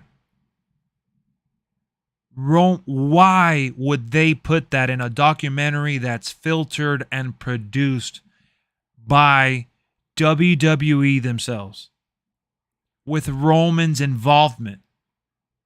I'm sure that's something that drives him. Would you ever fight The Rock? I would, yes. I don't know if he wants it. Jimmy Fallon asked him, would you ever fight The Rock? I would. I don't know if he wants it. That was a separate interview. I had nothing to do with this documentary. Reigns beating your hero, he beats Dwayne Johnson as a villain. No one will be able to deny Roman Reigns as the greatest villain of all time. No one. We haven't even begun yet. There's so much. You heard that? If Roman Reigns can defeat The Rock as a bad guy, he'll be the biggest villain of all time. That's literally the selling point of the feud. Just so you guys know. Now, that can change. Whoever's the bad guy, whoever's the good guy, that can always change. It's all based on where they're at in time, how the fans are reacting, and all that shit. Obviously, right now, Sami Zayn's involvement with the Bloodline is making the Bloodline seem more likable and more enjoyable in terms of, you know, good guys and baby faces or whatever. But rest assured, something's going to happen at some point where they're going to define that villain element for Roman Reigns. There's going to be a moment where Roman Reigns either gets betrayed by Sami because Sami wants to do it and the crowd is going to go crazy and Sami's going to go for the belt, or Roman just clearly annihilates Sami Zayn and kicks him out. So Roman Reigns will ultimately be the bad guy. Ultimately, he is still a bad guy. But people are obviously cheering for him right now. So that's one way to look at it.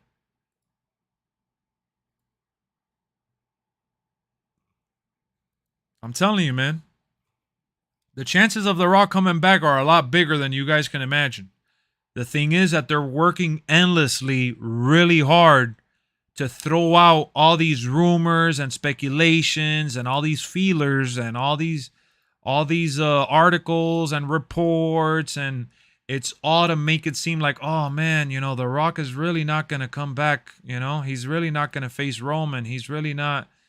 And that couldn't be further from the truth. The Rock coming back is definitely in play. Sami gonna fail his test at Royal Rumble. Bloodline gonna turn on him, and Rock's gonna save Sami. If The Rock indeed comes out to save Sami, The Rock is the ultimate babyface. No doubt about it. Look at how the crowd reacted when Jay saved him on Raw. That was a teaser. That was just a little snippet. That was just a little teaser of the Sami Zayn effect. If The Rock indeed returns to save Sami, instant good guy, instant roar, instant reaction, like, that'll be insane. That's really the way that WWE should go about it. We can update superstars' hair like current superstars, like change color and stuff like that. Or are you talking to Armin? Creation Suite is very deep. We can finally update modern talent, character, hair, etc. Well, we get to do the advanced interests as well. It's the same thing with the Spider-Man movies, how Toby and Andrew teased it before they were eating the movie and then they had to deflect it. Pretty much. Stone Cold and The Rock wrestling same year, I think it's cool to think, bro. That's mind-blowing. Everything that we're predicting is going to happen. I think that we'll see it happen at some point. What I find interesting is Paul Heyman always mentioning Rock from time to time ever since Roman returned as a heel. Always. 100% babyface, since right now Roman's so big, it's 50-50. Crowd will go for, but saving Sami will make shit clear. Bro, it'll make that shit clear cut. That shit would be so easy. So easy. The Rock will play into that shit so easy. That would be like the defining moment. And The Rock comes back to save Sami just to put Roman Reigns in check. Like, to put him in line. And be like, bro, this is what you're doing? Like, this is what you're doing with our family legacy? Like, this is what we're about right now? Like, Roman is coming back all the way from Hollywood to fact check Roman Reigns and what he has done as the tribal chief. And Roman turning on Sami? Oh my God, that's purely evil right there. It doesn't get any more evil than that. It doesn't get any more evil than that. So I think there's a good chance of it happening.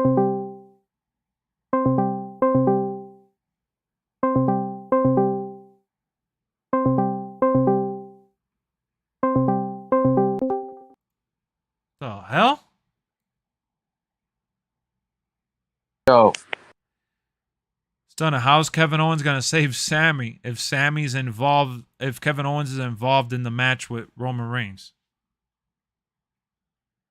Obviously, the end game here is Usos versus Kevin Owens and Sami Zayn. That's more than obvious.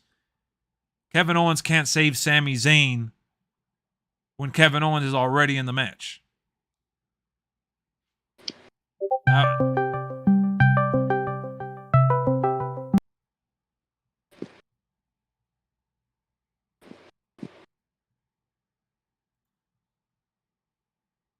How am I getting all these alerts?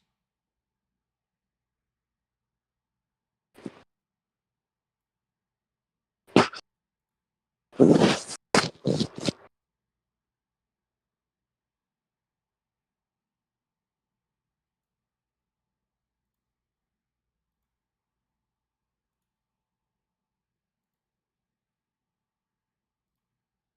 right, my fault.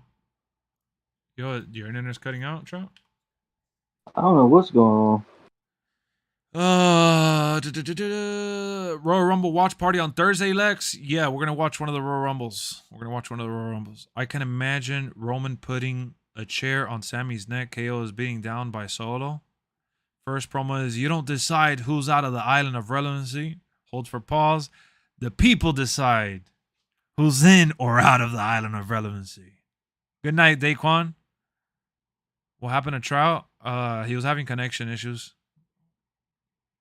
Also, here's a very cool coincidence. Rock returned at the 2015 Rumble 2, but to save Roman Reigns. Exactly. And guess what video WWE uploaded today?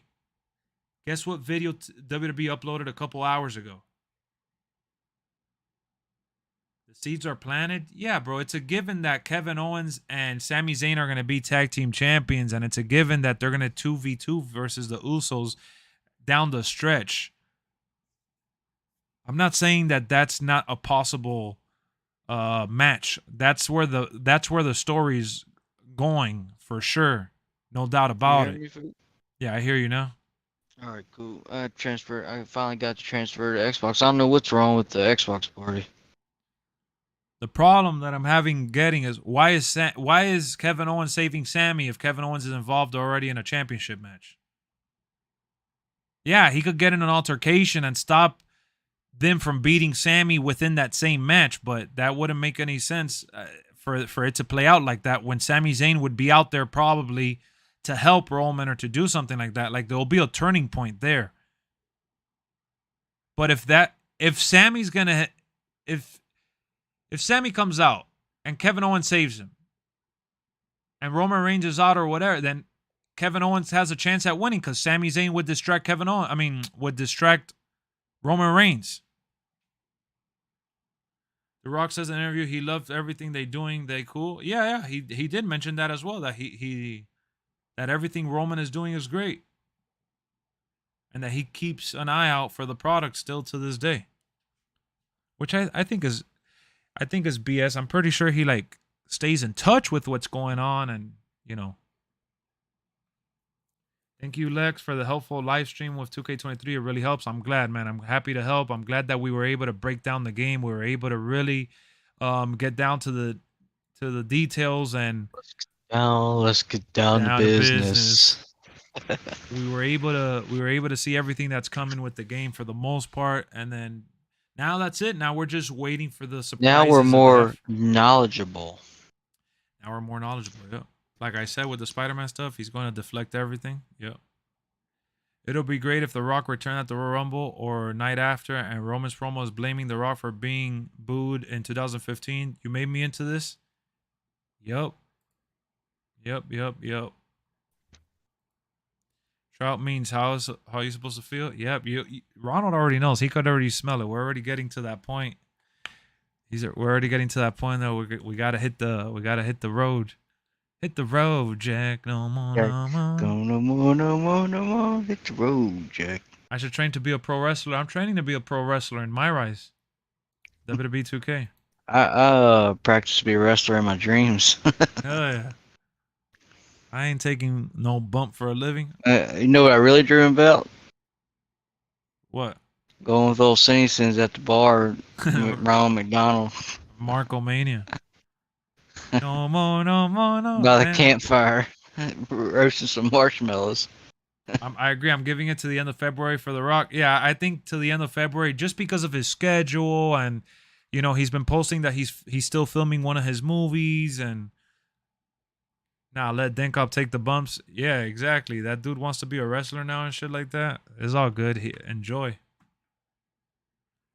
I want to see Drew McIntyre and Sheamus versus the Usos at WrestleMania or RK Bro wins the tag titles. That'll be cool.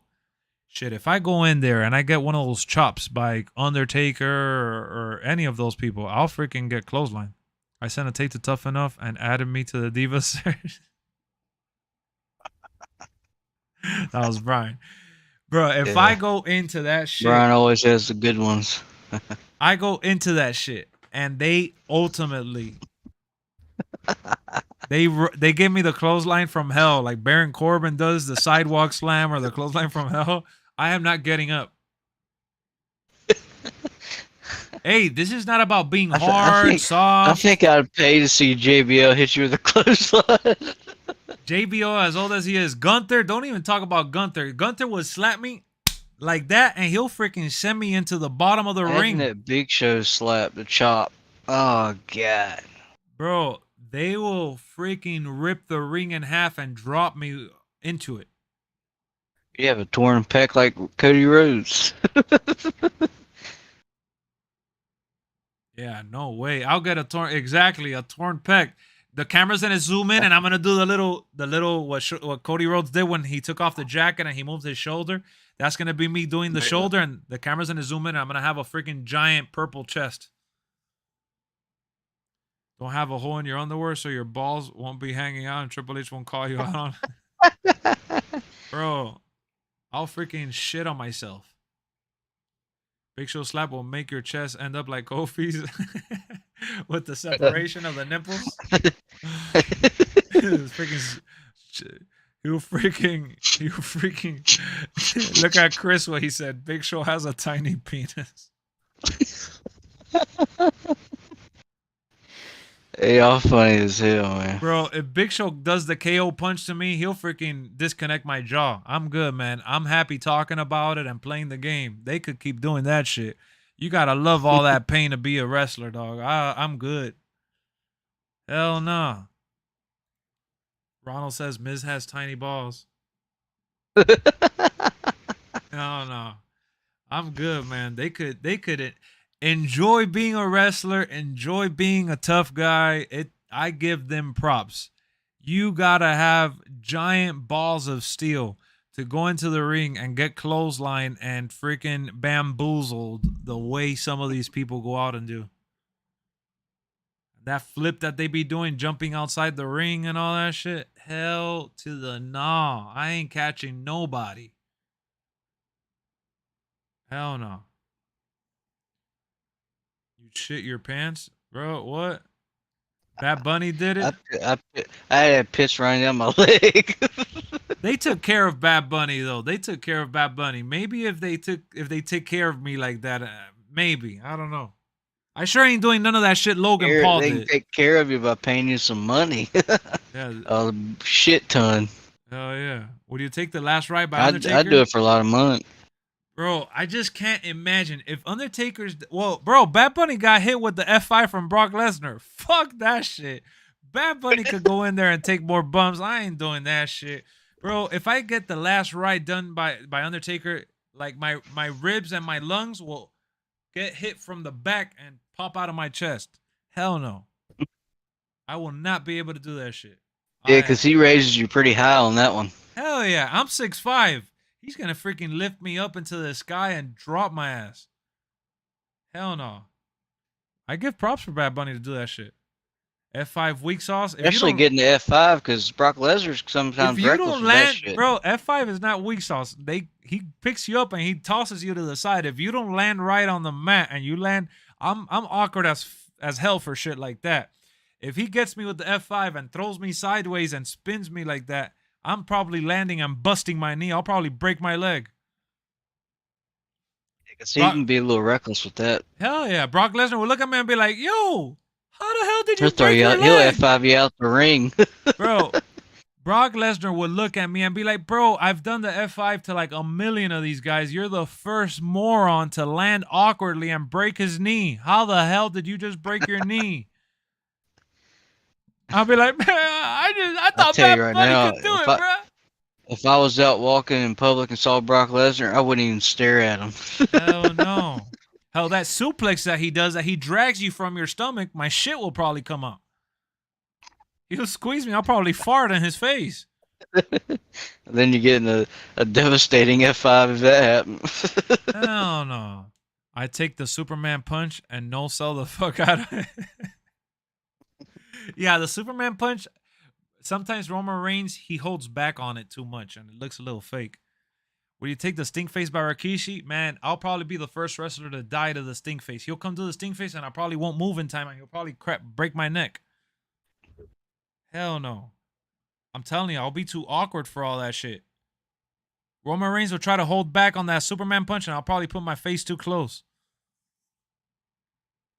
Hell no. What about the curb stomp? For what? So he could kill me? Hit me with the RKO out of nowhere? Hell no. When you no-sell, get a Hulk up like Hulk Hogan? Man, I'll no-sell, but it'll be because I'm laying on the ring dead. They'll have to cut off the pay-per-view. They'll be like, oh my God, LexxExpress, he's dead. He's dead. You could take the hurt lock. Let me see. I could probably take the hurt lock. I'll just be like, oh,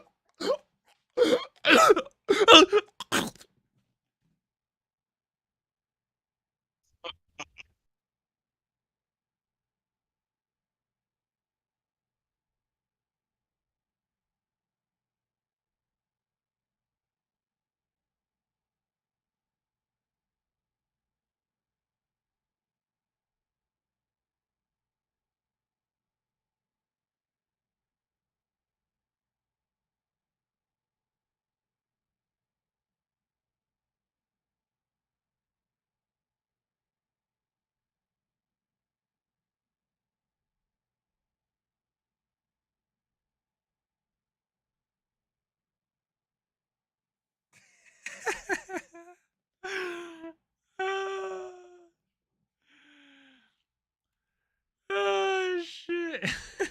I was going to hold it even longer, but I just stayed quiet.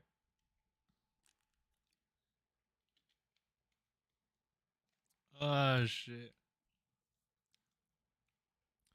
Charles going to take Xbox Bronco Buster? Hell yeah. Charles will take that Bronco Buster while he's not even wearing boxers. Free balling. Will you take a knee from Murphy? Bro, I ain't taking no bump from nobody. Don't you understand? I'm just not going to do it.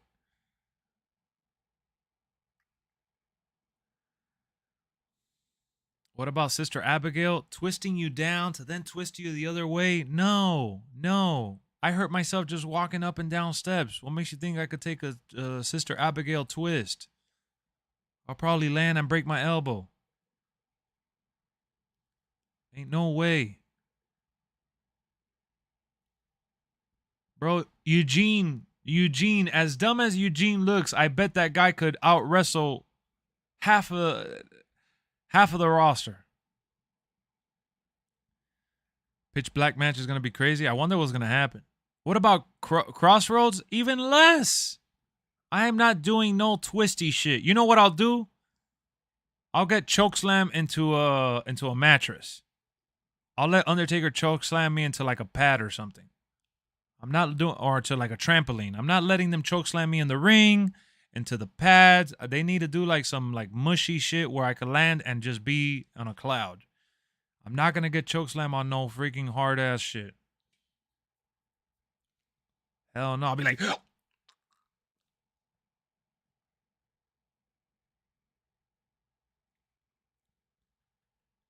for his JR and R. By God, what a slapper knocker! No way. No way. You'll take the Claymore?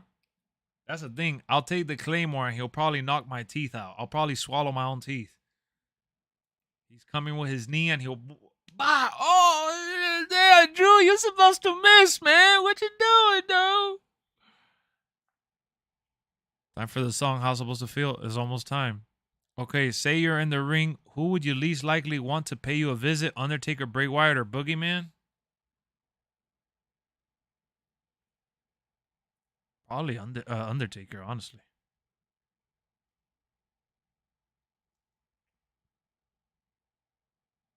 You know what?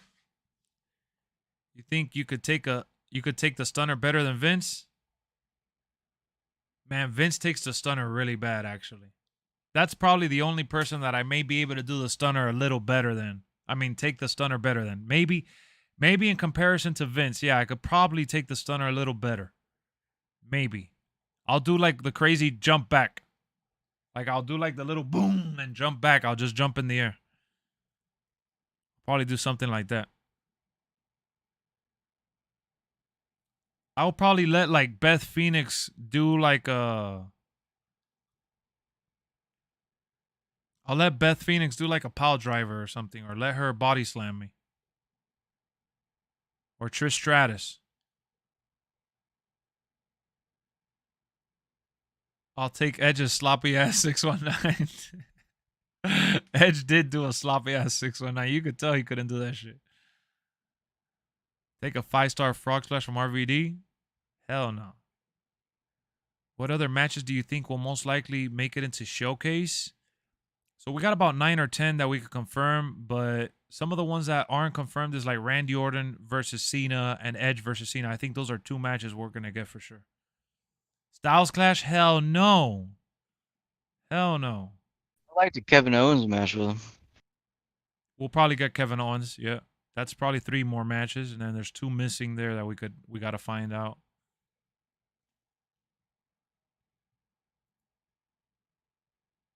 I wouldn't be surprised if they have the Sheamus one that he falls on the table. Charles gonna take Mankind's mandible claw? Hell yeah. Hell yeah. Mr. Socko. After I don't know having about his balls. that. Bro, that shit is nasty. He will pull that shit out from his nuts. Sweaty ass shit. I bet it's warm though. Nah, you're nasty, bro. Damn, I'm Trout likes sorry. the sound of that. Imagine getting hit with the GTS. I'll probably hurt the guy trying to hit me with the GTS. In this case, I'm assuming CM Punk. How about Kurt Angle's angle slam? Y'all gonna take the fish hook? I can see him doing the fish hook. I can see him doing the ankle lock to you. Yeah, the ankle lock is probably the best move that they could do to me because it's in like the person doing it is up to them to fake it. That's crazy, huh? Aguilar, nobody wanted him, and he ended up signing still a 3-year deal. Yeah. Oh, you see what I sent you? Yeah, I'm looking at it right now. Yeah.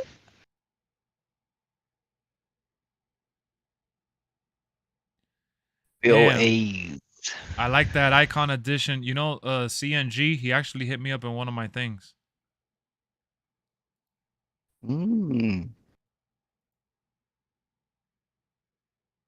Credit to Rob's Chain Burger for his art. Let me show it to you guys real quick. Trout just hit me with it.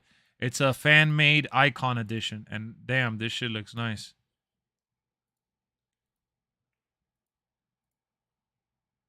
F. Hold on, let me hit you guys. Oh shit, I opened up the wrong app. Oh, you talking about the Roman Yeah, Roman. cover I sent you? Yeah. Yeah, it looked pretty dope. Look at this fan-made cover. CNG made the cover, and another dude drew it. Look at that fan-made icon edition. Imagine that. I wouldn't mind taking Naomi's finisher, especially if she's the one giving it. She comes running at you and she like farts in your face. Call it the pooper duper scooper. Royal Rumble's on Saturday, man. Why I picture Les getting put in the angle lock and screaming. You had a mental picture, huh? Ah! Ah! Get that Roman Reigns cover. The big dog.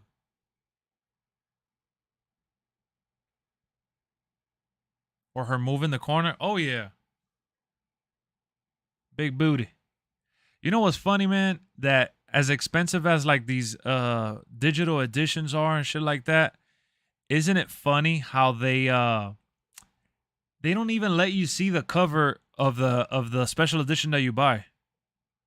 Like taking his hat off and throwing it in Kurt's face while tapping. Hell yeah, hell yeah. Wherever edition you buy on digital, it always shows you the standard cover. Yeah, it shows you the standard despite what you pay for. You're not even reading my comment? What did you say, Patrick? What happened, bro?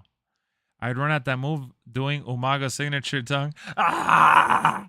I've always wondered why they don't do that. Why doesn't it change? Yeah, that's just annoying that you get this special edition and you have to still see the standard Garbanzo. Notice I didn't see Randy in the showcase. Yeah, he's going to be in it. Let Rhea sit in your face. Hell yeah. I said it a lot. What do you mean? Take a super kick follow-up with RKO. I only see that you said it once.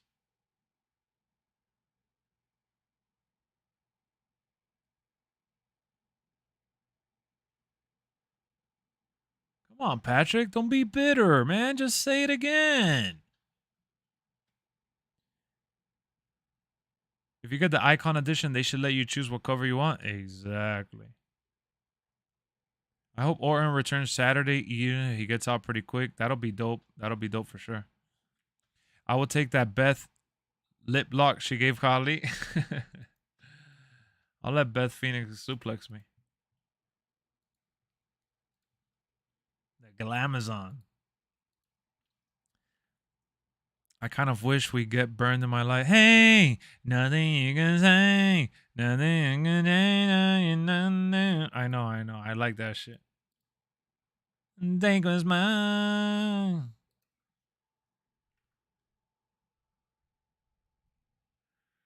Walk for miles inside this pit of danger. Bless you. Nice. Y'all gonna take that lift table splash. Hell yeah, he would take it. Hell yeah. Definitely. Do I know who Chris Danger is? Yeah, I see it on my feed all the time. I don't follow him, but that's Dank Ops. Dank Ops, that's his I creative used to character. watch him a lot. Wow. I did. I would never take Been a Finn while. Balor's. Oh, what is that? The one that he stomps on you? Toxic Attraction will be there. Rick and Morty creator got fired. Yeah, because of what he did. Because of what he did. Wee Man versus Hornswoggle. Yep. Crowd is here, about to blow, waiting for me to start the show. Wait. That's the Cody Rhodes one. Ain't it? Crowd is here, about to blow. Oh. All right, let's lock the votes in and look into it. It would be a long shot for 2K to include the Cena Fiend Fun. Yeah, they definitely not doing it 100% because he's coming in as DLC. Which WWE 2K23 edition are you getting? 190 votes came through. 48% said the Icon edition. 31% said Deluxe. 20% said Standard. Wow. Yowie, wowie. Do you think Bray would be day one? No. He'll probably be in the first or second pack. 48% lying. I know this is a stupid question, but which version of Cena is that on the Icon? The one with the WWE spinner? So I don't remember what year that was, but definitely the later ones. It's not the Thugonomics, that's for sure. Yeah, he's going to be post DLC. Is it bad if you get the standard? Not at all, man. Not at all. As long as you have the game and you have fun with it. For what? He was scanning 2K22? I know. I thought that because he was scanning 2K22, we would have him when the game came out, but they decided to maybe not have. I don't know, because I'm acting like it's a given. They could easily put him in the game, you know?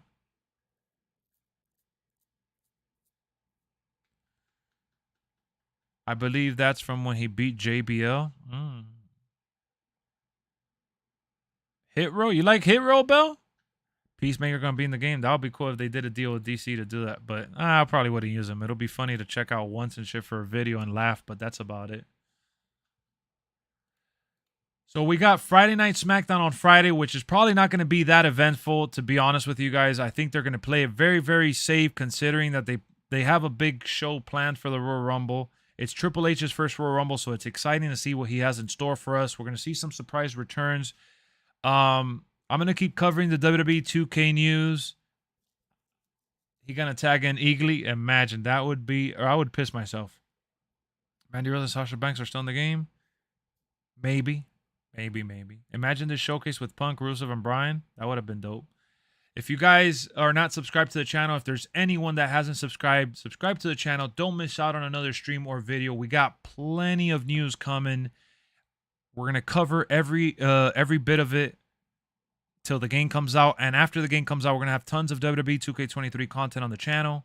We're doing the watch party on Friday. We're doing the watch party on Saturday. What else we got? Tomorrow I'm dropping videos and shorts throughout the day, and we're streaming again at night. DJ, spin that track. We're going to spin that track right here, right now. You think Vince is a character? I think Vince will be in the game. I think Stephanie will be in the game. Shane might not make it. Is there any wrestler who would be in the game but not active on the roster? I doubt it. Unless it's a legend, obviously. Maybe Mandy Rose. Cody Rhodes is there. Oh, Mandy. Oh, Mandy. Yeah, I think Mandy maybe. Yeah, Mandy. I just got off work that I missed the party. You missed the party, AG, but don't worry, man. We'll be back tomorrow. We had a nice 3.5-hour epic stream. It's time to get some rest. Crazy bit of information. So if you guys didn't join throughout the stream to hear the stuff that was already announced, yeah, I saw the Jacqueline shirt. Yep, I saw. Which confirms Jacqueline has to be in the game. We covered pretty much everything that there is to cover up until this point. And I'll see you on the next one. That's all I got for you. All right. Let's put it so y'all could jam out for a little bit. I'm gonna let the song play. It's supposed to feel. I'm sorry, AG. I'm sorry, man. I gotta go, man. I gotta get some rest, bro. We got more coming though. Good night, guys. And yo, don't forget to join the Discord community, y'all. Y'all could keep in touch in the Discord community. I'm constantly hanging out there, chatting it up. Good night, Lex and Trout. Good night, Nick. Good night, everybody. Ooh, good night. Fun stream for sure. We had a blast. Woo! Never break, always fight, never quit, do it right, play the game, win it life, have no shame, there's no time, feel the pain, live the grind, I could change, in my mind, pick a lane, commit and climb, the only way to win it life, I never miss that fact, taking big swings, bitch, hand me the bat, put me in the ring, you'll go out in a bag, cause I sing what I mean and I bring it to the mad light, ain't got time to kill, I got time to feel, I took the red pill, I know life's short so I wanna live real, but how's it supposed to feel?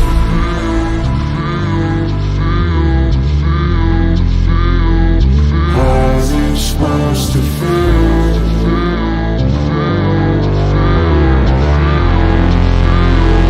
How's it supposed to feel?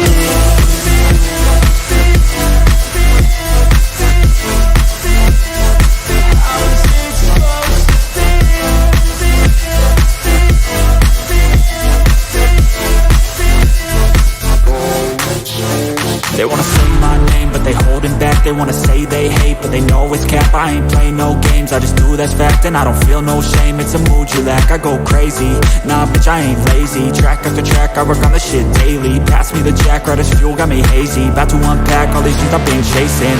I've got visions in my head, like memories after death. To be a legend instead of something you can forget. I'm living up every breath, I'd rather lead than be led. I'll fill the seats as I spread with every word that I've said.